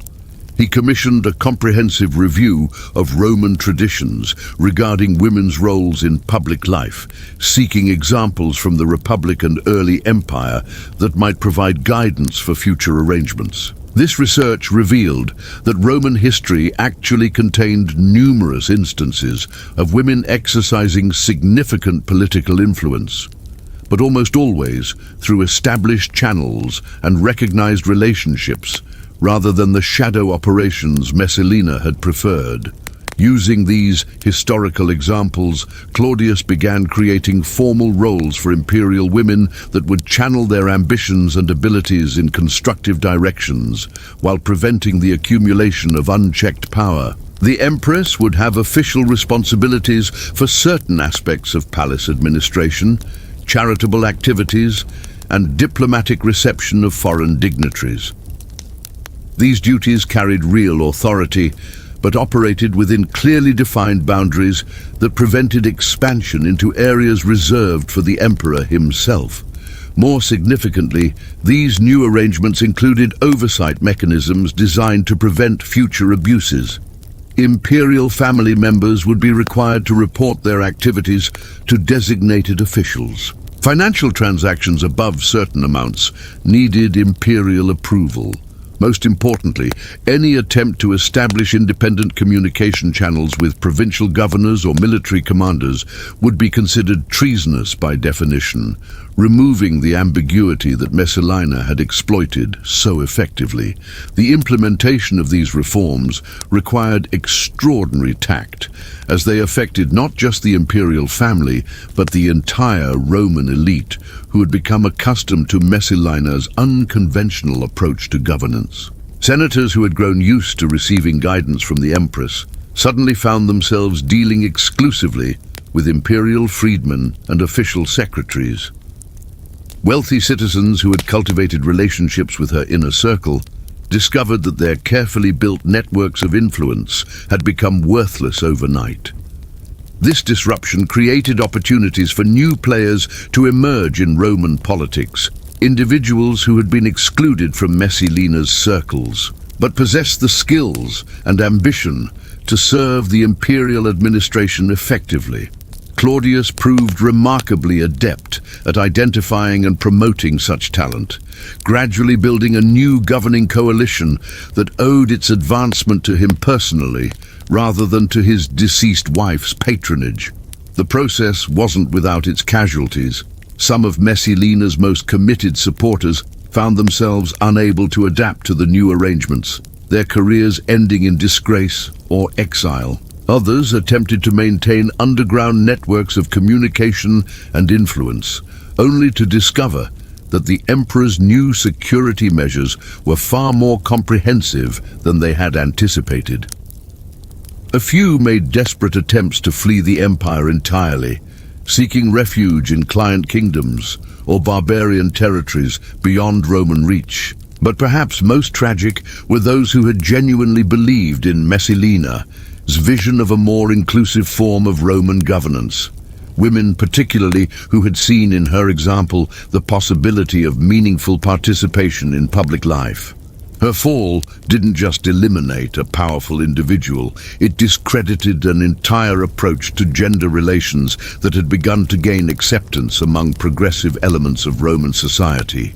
The backlash was swift and comprehensive, with traditional voices using her fate as evidence that women's involvement in politics inevitably led to corruption and chaos.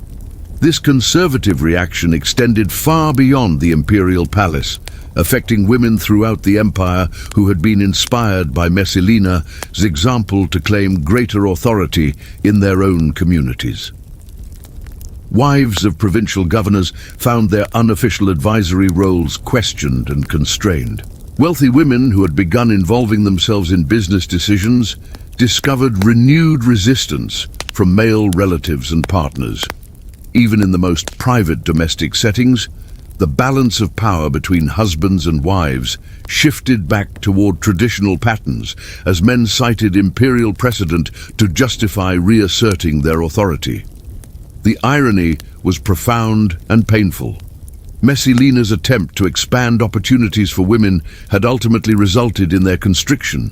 Her dramatic rise and fall had provided ammunition for those who argued that female ambition was inherently dangerous, that traditional limitations existed for sound reasons, that innovation in gender relations threatened the stability of civilization itself.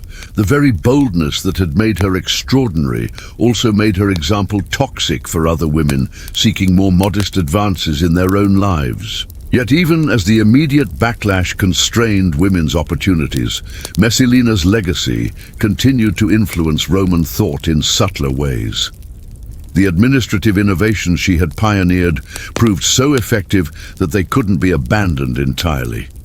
The intelligence network she had created continued to provide valuable information about potential threats to imperial security. Most importantly, the precedent she had established for imperial family involvement in governance, even within newly defined limits, created opportunities that future empresses would gradually expand through careful precedent and patient advocacy. The process of rebuilding imperial administration also revealed the extent to which Messalina's influence had shaped Roman governance during her years of power. Documents discovered after her death showed that she had been involved in far more decisions than even her critics had realized. Provincial appointments, military promotions, judicial verdicts, economic policies, all bore traces of her involvement. Suggestions, she had made modifications, she had proposed alternatives, she had recommended. This documentation created both problems and opportunities for Claudius. On one hand, it provided evidence of how thoroughly his authority had been compromised and how many supposedly imperial decisions had actually originated with his wife. On the other hand, it offered insights into governance approaches that had proved effective, innovations that could be preserved even as their original author was condemned. The challenge was separating useful policies from their tainted source, maintaining what worked while rejecting what was dangerous. The emperor's solution was to conduct what amounted to a comprehensive audit of his own reign, examining every major decision made during Messalina's years of influence to determine which should be continued, modified, or reversed entirely. This process took months and required the involvement of hundreds of officials who had to navigate the delicate task of criticizing policies they had previously implemented, while avoiding any suggestion that they had been complicit in treasonous activities. The results of this audit revealed the complexity of Messalina's impact on Roman governance. Many of her suggestions had indeed improved imperial efficiency and effectiveness. Her emphasis on gathering detailed information before making decisions had prevented several potential military disasters. Her attention to provincial concerns had helped maintain stability in regions that might otherwise have erupted in rebellion. Her focus on economic development had contributed to the prosperity that marked much of Claudius's reign. But interwoven with these genuine achievements were policies that served her personal interests rather than imperial welfare. Appointments that strengthened her network of supporters rather than advancing qualified candidates. Legal decisions that eliminated personal enemies rather than serving justice. Economic arrangements that enriched her associates while imposing costs on the broader population. The challenge was identifying and reversing these self-serving elements while preserving the legitimate innovations that had benefited the empire. This sorting process required not just administrative skill, but considerable political courage. Many of the policies that needed reversal had created powerful beneficiaries who would resist change. Some of the officials who had implemented problematic decisions remained in positions where they could obstruct reform efforts. Most challenging of all, some policies had produced mixed results, combining genuine benefits with problematic side effects that made simple judgments impossible. The emperor's approach to these complexities demonstrated the analytical skills that had made him an effective scholar before his unexpected elevation to imperial power. He established review committees that examined each policy area systematically, gathering testimony from all affected parties, analyzing results against stated objectives, comparing outcomes with alternative approaches that might have been pursued. The process was methodical, thorough, and designed to reach conclusions based on evidence rather than political convenience or personal prejudice. But even the most careful analysis couldn't eliminate the political dimensions of these decisions. Every policy change created winners and losers. Every reform generated support from some quarters and opposition from others. Claudius found himself navigating factional conflicts that had been suppressed during Messalina's dominance, but now emerged with renewed intensity as different groups competed to shape the post-Messalina imperial system. The resolution of these conflicts required all the diplomatic skills Claudius could muster. Along with some he had to develop through trial and error. He learned to build coalitions that could support necessary changes while minimizing organized resistance. He discovered the importance of timing, introducing controversial reforms when political circumstances were most favorable and delaying others until opposition could be reduced through negotiation or compromise. Most importantly, he developed the ability to frame policy changes in terms of returning to traditional Roman values rather than rejecting his wife's innovations, making reform seem conservative rather than radical. This rhetorical strategy proved crucial for maintaining stability during the transition period. By emphasizing continuity with Republican traditions and early imperial precedents, Claudius could implement significant changes while avoiding the appearance of dramatic policy reversals that might have suggested weakness or uncertainty. The emperor, who had been mocked for his scholarly interests, now found those very qualities essential for legitimizing necessary reforms through careful attention to historical precedent and legal principle. The success of this approach gradually restored confidence in imperial governance among Romans who had been unsettled by the unprecedented arrangements of Messalina's era. Traditional senators appreciated the return to more familiar procedures and relationships. Provincial administrators welcomed clarified authority structures that eliminated the confusion created by competing power centers.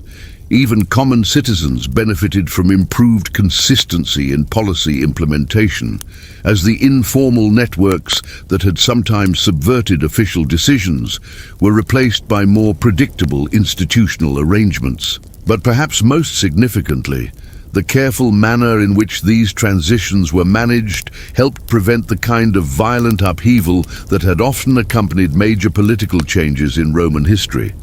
By preserving what worked while reforming what was problematic, by respecting legitimate interests while eliminating abusive practices, by maintaining stability while implementing necessary changes. Claudius demonstrated that even dramatic political crises could be resolved through patient, methodical governance rather than purges and executions.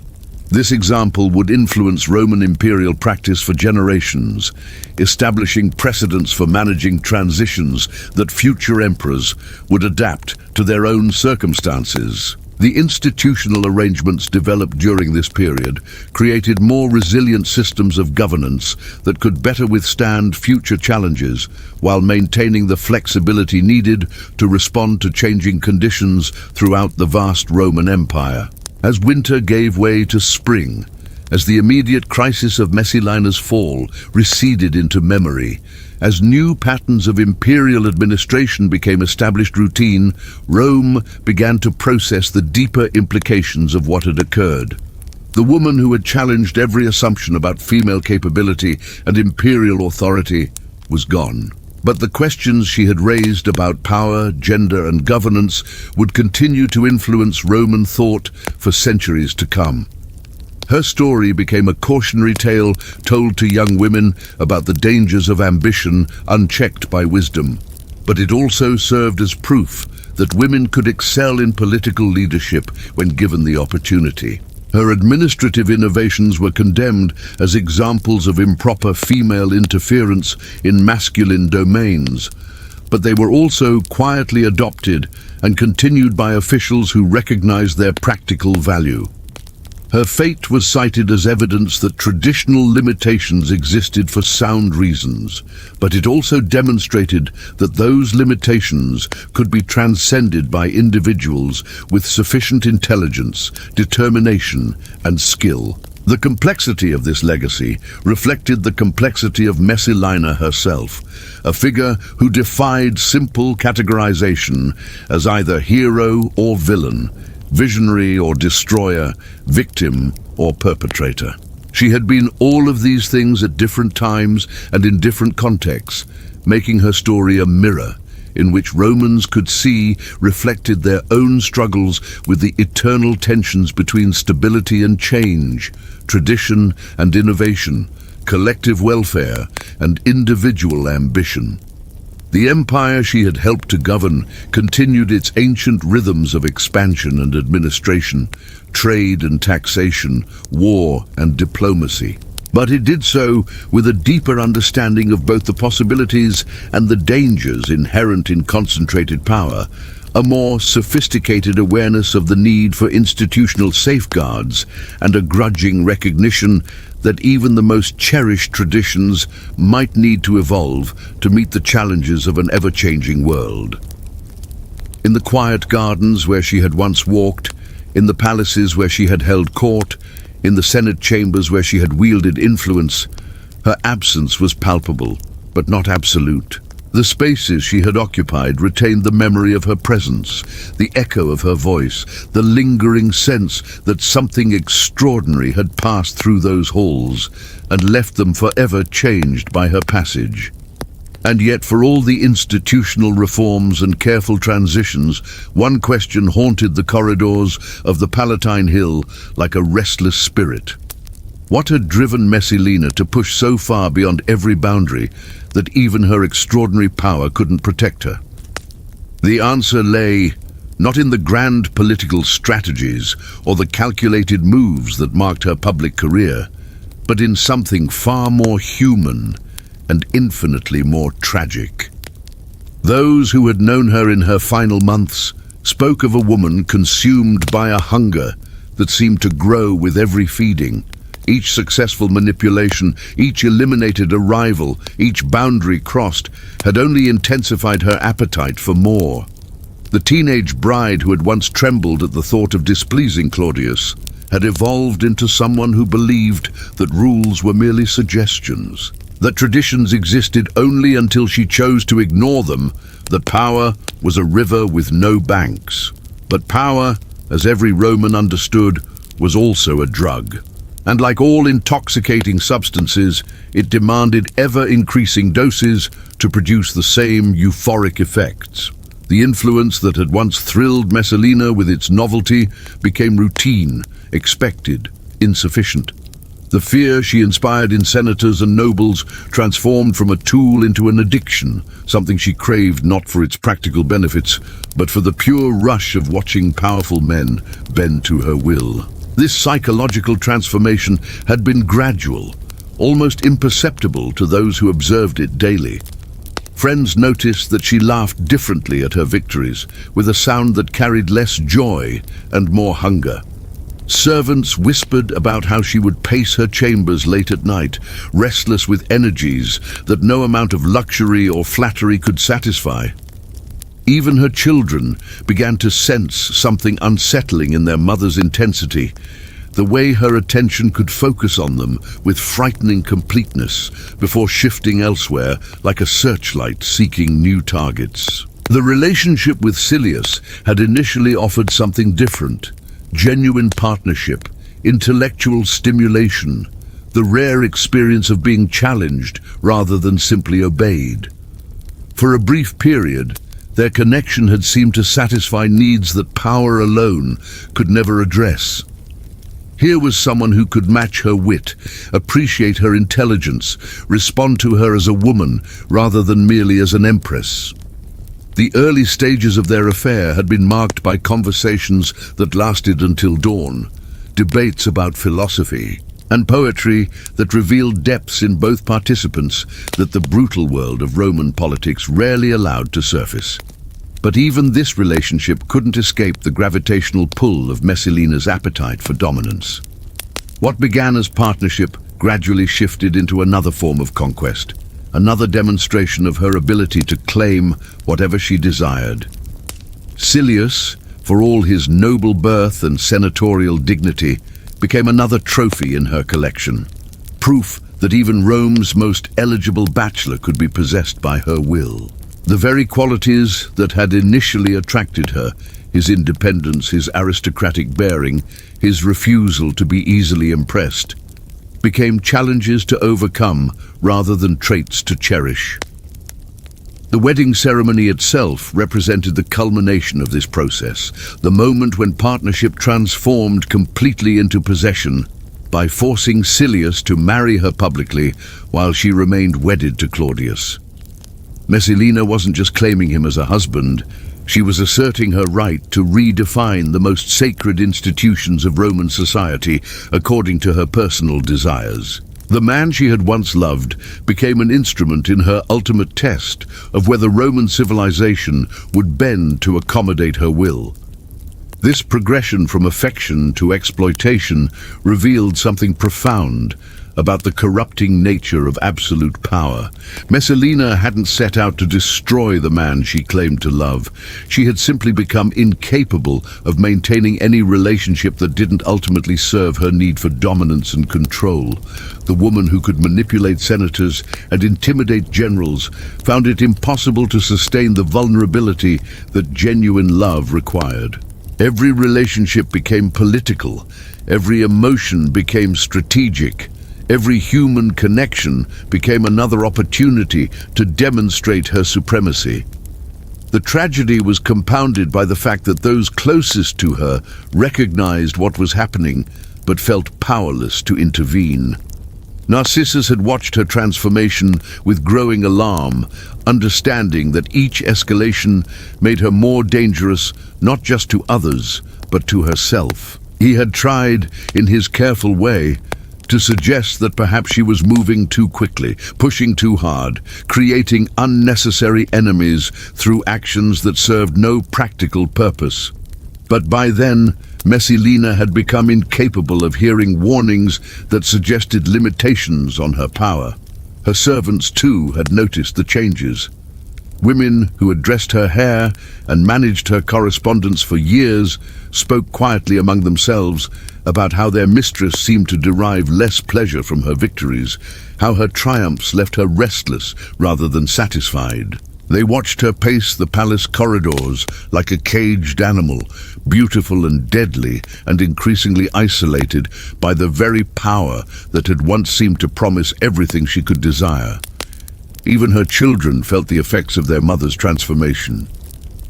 Britannicus, still young enough to seek affection without calculating its political implications, found himself increasingly confused by a mother who could be tender one moment and terrifyingly focused the next. Messalina loved her son genuinely, but even that maternal affection became entangled with her political ambitions. Her need to secure his future through methods that would ultimately threaten his very survival. The psychological isolation that accompanied her rise created a feedback loop that accelerated her descent into dangerous territory. Cut off from genuine human connection by her own inability to trust or be vulnerable, surrounded by people who feared her too much to offer honest counsel, intoxicated by power that seemed to validate every choice she made, Messalina lost the ability to recognize when she was approaching the point of no return. This internal journey from ambition to obsession played out against the backdrop of an empire that continued its ancient rhythms, regardless of palace drama. While Messalina struggled with appetites that couldn't be satisfied, Roman legions maintained order along distant frontiers. While she orchestrated the deaths of perceived enemies, merchants conducted trade that enriched provinces from Britain to Egypt. While she attempted to reshape the fundamental institutions of Roman marriage and governance, ordinary citizens lived their lives according to patterns established by centuries of tradition. This contrast between the intensely personal drama of imperial politics and the vast impersonal machinery of Roman civilization highlighted one of the most important lessons embedded in Messalina's story. Individual ambition, no matter how extraordinary, ultimately crashed against the weight of collective human experience. The traditions she sought to overturn had been built through generations of trial and error, refined through countless experiments in human organization, validated through their ability to sustain complex societies across vast distances and long periods of time. Her failure wasn't primarily a failure of intelligence or even of character. It was a failure to understand the difference between personal power and institutional authority. She had confused her ability to influence events with the right to reshape civilization itself. The woman who could eliminate senators and manipulate emperors discovered too late that some boundaries existed not as arbitrary restrictions, but as essential foundations that couldn't be removed without causing the entire structure to collapse. This realization came to her only in her final hours as she faced the consequences of choices that had seemed inevitable at the time she made them. The woman who had believed herself capable of transcending every limitation found herself reduced to the same mortality that claimed all Romans, regardless of their power or achievements. The Empress, who had redefined the possible, discovered that possibility itself had limits that even her remarkable will couldn't overcome. But perhaps the most poignant aspect of her final moments was the recognition that flickered across her features as she faced execution. Not regret for her ambitions or shame at her transgressions, but a kind of bewildered surprise that the rules had applied to her after all. She had lived so long in the rarefied atmosphere of absolute power that the return to ordinary human vulnerability came as a shock rather than an expected consequence. The witnesses to her death would remember that expression for years afterward, the way understanding dawned across her face like sunlight breaking through clouds. Here was someone who had spent years believing that intelligence, beauty, and determination could overcome any obstacle, discovering in her final moments that some forces were stronger than individual will.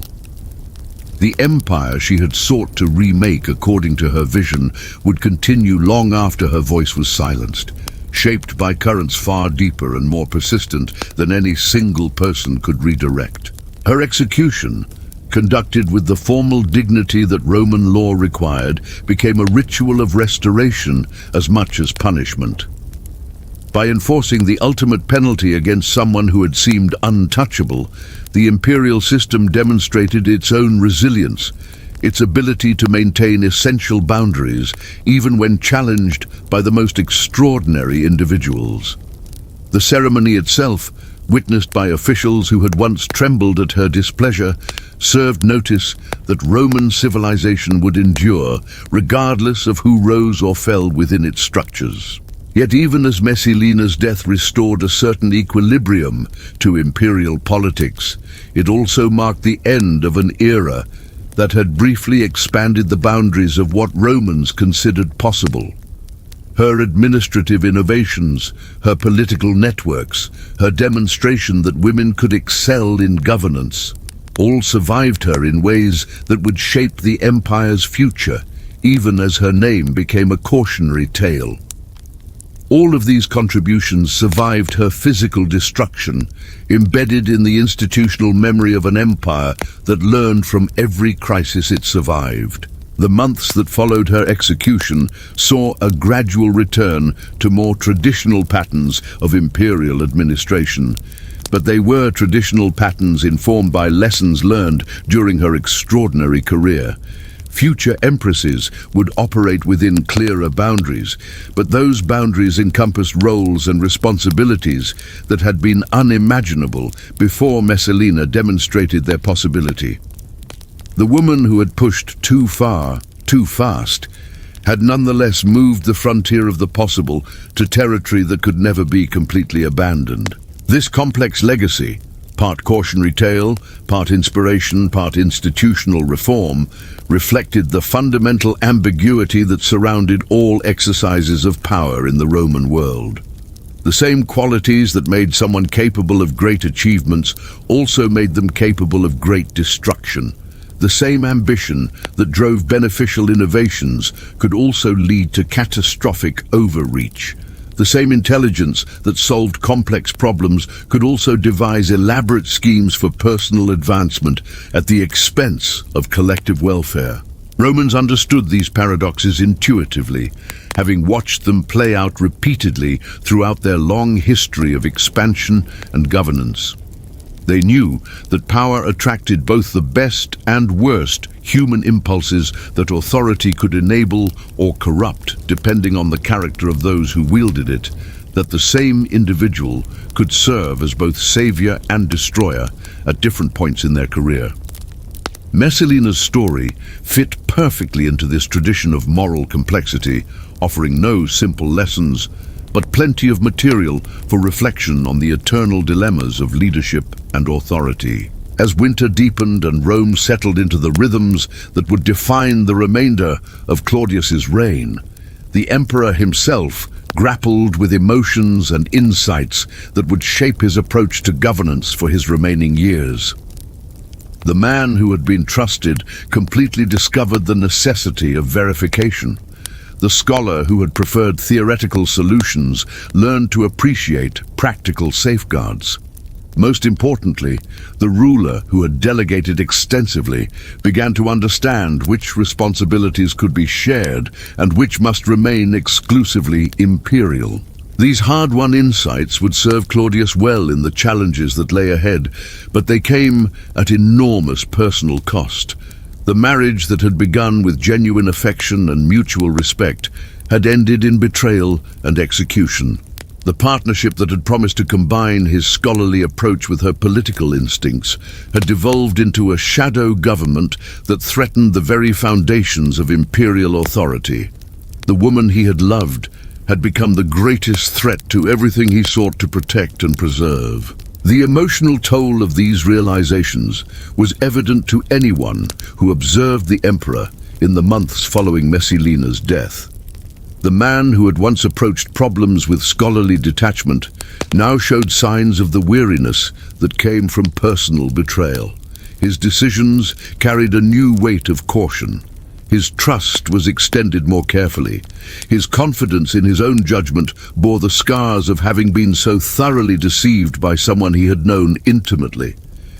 Yet this emotional damage also produced a kind of wisdom that served the empire well. The emperor, who had learned to doubt his own perceptions, became more willing to seek counsel from multiple sources. The ruler, who had discovered the limits of personal trust, developed institutional mechanisms that didn't depend on individual loyalty.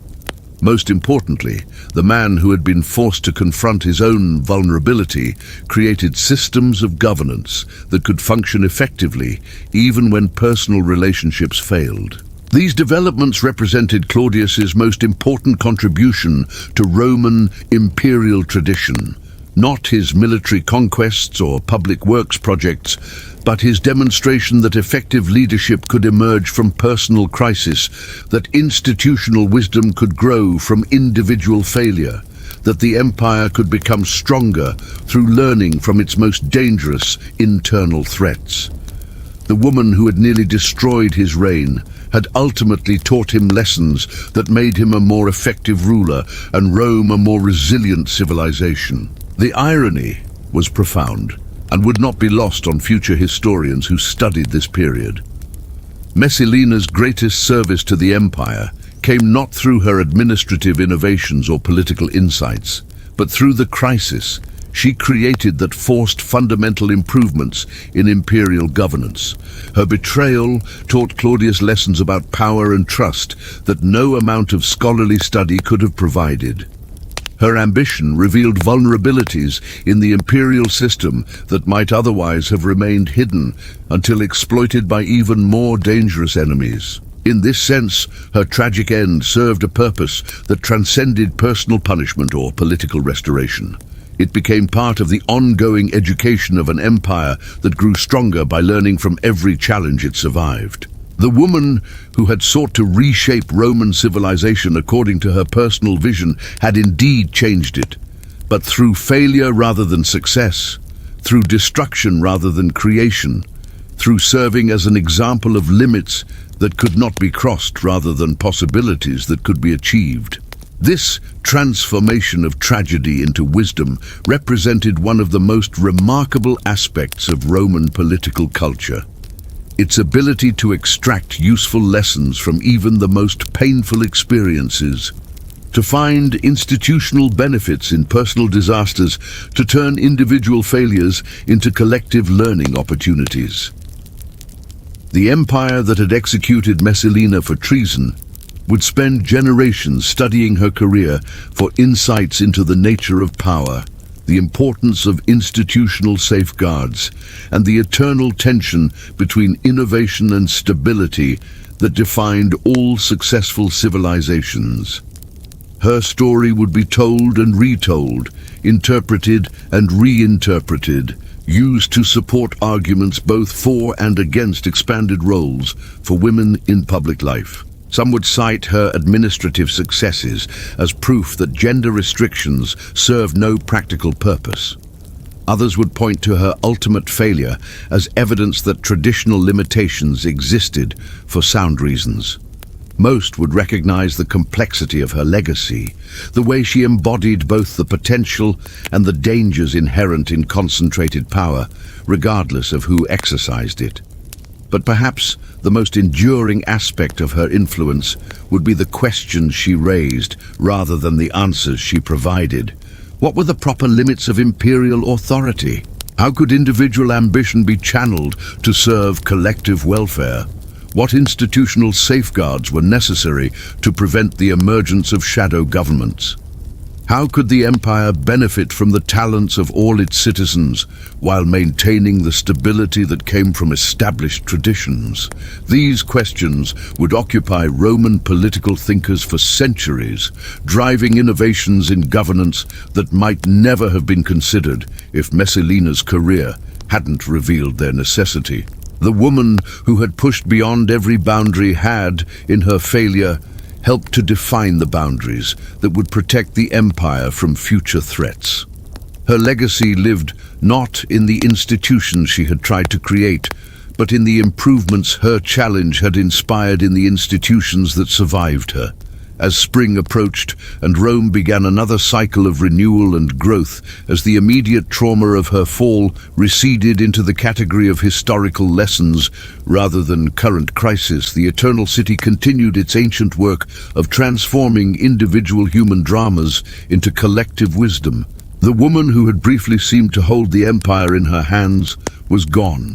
But the empire itself remained, strengthened by the ordeal, wiser for the experience, more resilient for having survived its most extraordinary internal challenge. In the gardens where she had once walked, new flowers would bloom according to patterns established long before her birth, and destined to continue long after her death. In the palaces where she had held court, new voices would debate the eternal questions of power and responsibility that had consumed her final years. In the Senate chambers, where she had wielded unprecedented influence, new leaders would grapple with the same tensions between tradition and innovation that had ultimately claimed her life. But they would do so with the benefit of her example, both positive and negative, to guide their choices and inform their judgment. The empire she had sought to remake had indeed been changed by her passage through it, not according to her vision, but in ways that honored the complexity of her legacy while protecting against the dangers her career had revealed. She had become part of Rome's eternal conversation with itself about the nature of power, the requirements of leadership, and the price of pushing too far beyond the boundaries that defined civilization itself. In this way, her death became not an ending, but a transformation, not a conclusion, but a continuation of the ancient dialogue between individual ambition and collective wisdom that had always defined the Roman experiment in governance. The woman who had believed herself capable of transcending every limitation had become herself a lesson in the importance of limits. A reminder that even the most extraordinary individuals remain subject to forces larger and more enduring than any single human will. And in that transformation lay perhaps the only kind of immortality that truly mattered. Not the personal survival that she had sought through power and influence, but the institutional wisdom that her career had helped to create. The enhanced understanding of human nature and political reality that would guide future generations long after her name had faded from common memory into the province of scholars and storytellers who would continue to grapple with the eternal questions her remarkable life had raised. The empire that had condemned Messalina would spend decades processing the implications of what her career had revealed about power itself. But tonight, as we near the end of this extraordinary story, I want you to consider something that the ancient sources rarely discuss. The ordinary Romans who witnessed these events unfold, the citizens who watched an empress rise to unprecedented heights before crashing down in spectacular ruin. Picture a shopkeeper in Subura, Rome's crowded working-class district, hearing whispers about the empress's latest scandal while measuring grain for customers. Imagine a soldier stationed along Hadrian's wall, receiving garbled reports about palace intrigue that seemed as distant as mythology, yet somehow affected the very legitimacy of the orders he followed. Think about a provincial governor's wife in Gaul, wondering whether Messalina's example meant she too could claim greater authority in her husband's administration, or whether the empress's fate proved that such ambitions were inherently dangerous. These ordinary people, whose names history never recorded, were nonetheless participants in the great drama that Messalina's life represented. They lived through a period when the fundamental assumptions about gender, power, and imperial authority were challenged more directly than ever before in Roman history. Their reactions, their conversations, their private thoughts about what they witnessed would shape Roman culture for generations, even though no historian bothered to document their perspectives. The baker who supplied bread to the palace servants heard stories that never reached official chronicles. The seamstress who repaired tunics for Praetorian guards learned details about imperial security that revealed just how dangerous the situation had become. The teachers who instructed the children of senators absorbed their students' innocent repetitions of conversations overheard in wealthy households, gaining insights into how Rome's elite really viewed their empress's unprecedented behavior. What emerges from these forgotten voices is a picture of a society in genuine uncertainty about what kind of future they were witnessing being born. Messalina's career had shown that a woman could govern effectively, that traditional gender roles might be more flexible than anyone had previously imagined, that the empire itself could function under arrangements that would have been unthinkable to their ancestors. But her downfall demonstrated with equal clarity that such innovations carried enormous risks, that pushing too far beyond established boundaries could destroy even the most powerful individuals. This tension between possibility and danger created a kind of collective anxiety that permeated Roman society during her final months. Citizens found themselves caught between admiration for her achievements and fear of where her ambitions might ultimately lead.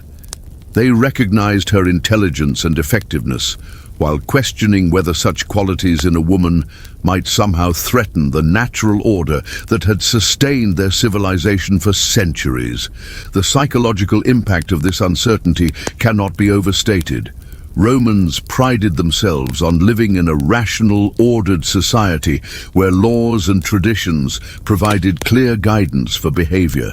Messalina's career had introduced an element of unpredictability that made everyone from senators to slaves wonder whether the rules they had always followed might suddenly change without warning. Her ability to eliminate enemies, reward supporters, and reshape policies according to her personal judgment created an atmosphere where traditional protection seemed inadequate and familiar relationships carried new dangers.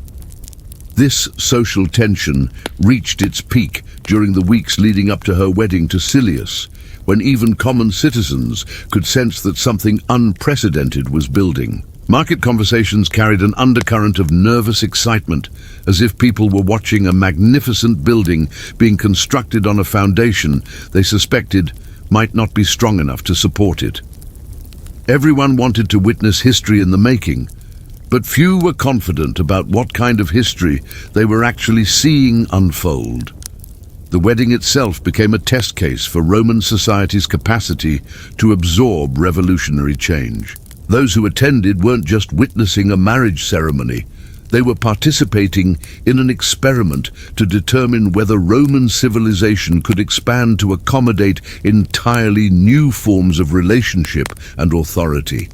The guest list represented a cross-section of imperial society, from ancient senatorial families to newly wealthy merchants, from traditional religious authorities to innovative legal scholars who saw in Messalina's actions the seeds of beneficial reforms.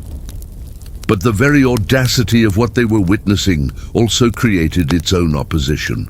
For every Roman who saw potential in Messalina's innovations, another saw threat to everything they valued about their way of life. Traditional families worried about the example she was setting for their daughters.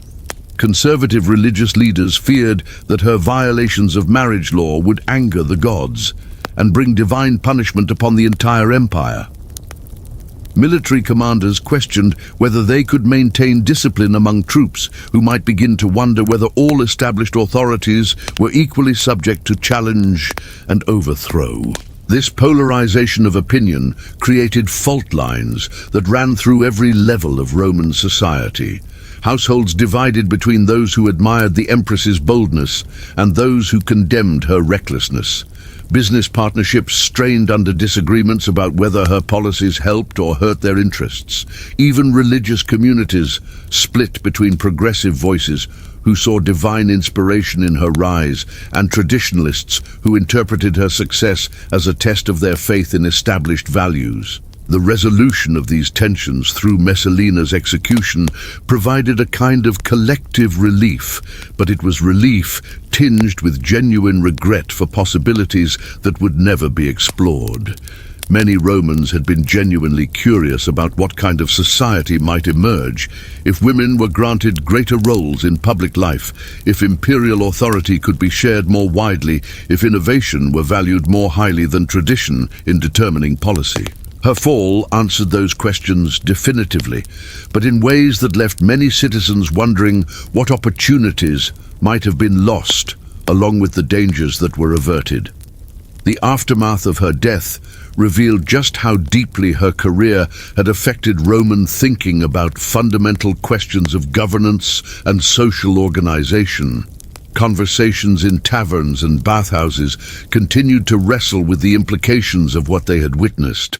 If a woman could govern as effectively as Messalina had demonstrated, why were such opportunities generally denied to half the population?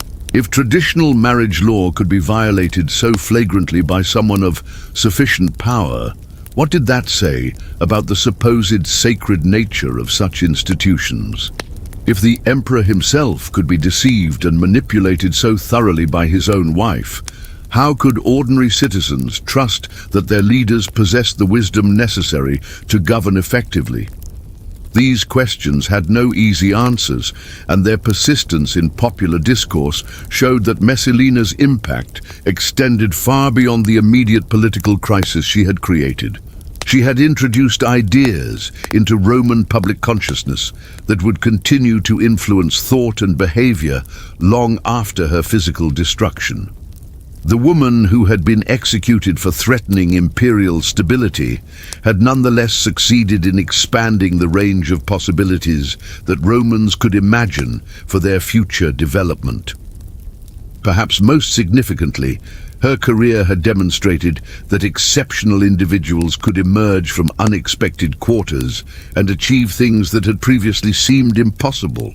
This realization was both inspiring and terrifying for ordinary citizens who had been raised to believe that social positions were fixed by birth, tradition, and divine will. If someone like Messalina could rise from relative obscurity to effective co-rule of the known world, what did that say about the potential that might lie dormant in anyone who possessed sufficient ambition and opportunity?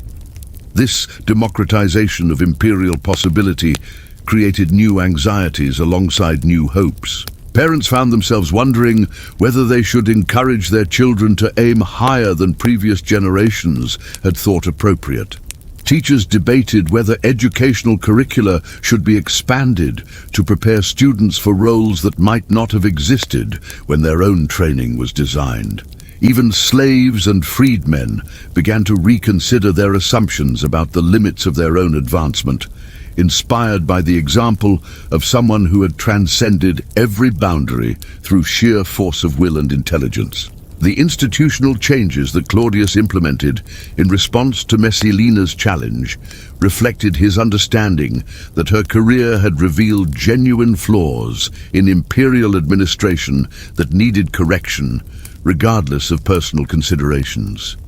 The shadow government she had created had proved remarkably effective in many areas, suggesting that the official structures of Roman governance were inadequate for managing an empire of such complexity and scale. Her networks of information gathering, policy coordination, and personnel management had filled gaps that formal institutions had failed to address. But incorporating these innovations into legitimate governmental structures required careful navigation of the same social tensions that had surrounded Messalina herself. Officials who recognized the practical value of her approaches had to find ways to implement them that didn't appear to endorse her treasonous methods. Senators who had benefited from her informal consultation processes needed to create formal equivalents that provided similar benefits without threatening traditional authority structures. Most challenging of all, the emperor had to find ways to expand imperial administrative capacity without creating new opportunities for future empresses to accumulate dangerous levels of independent power. And so ends the story of Valeria Messalina, a woman who dared to rewrite the rules of an empire, only to discover that some boundaries cannot be crossed without consequence. Her rise from teenage bride to shadow empress reveals timeless truths about power's intoxicating nature and its ultimate limits. Though history remembers her fall, her legacy lives on in the questions she forced Rome to confront about leadership, innovation, and the eternal tension between individual ambition and collective wisdom. Perhaps that's her true immortality, not in the power she wielded, but in the conversations about possibility and restraint that her extraordinary life continues to inspire across the centuries.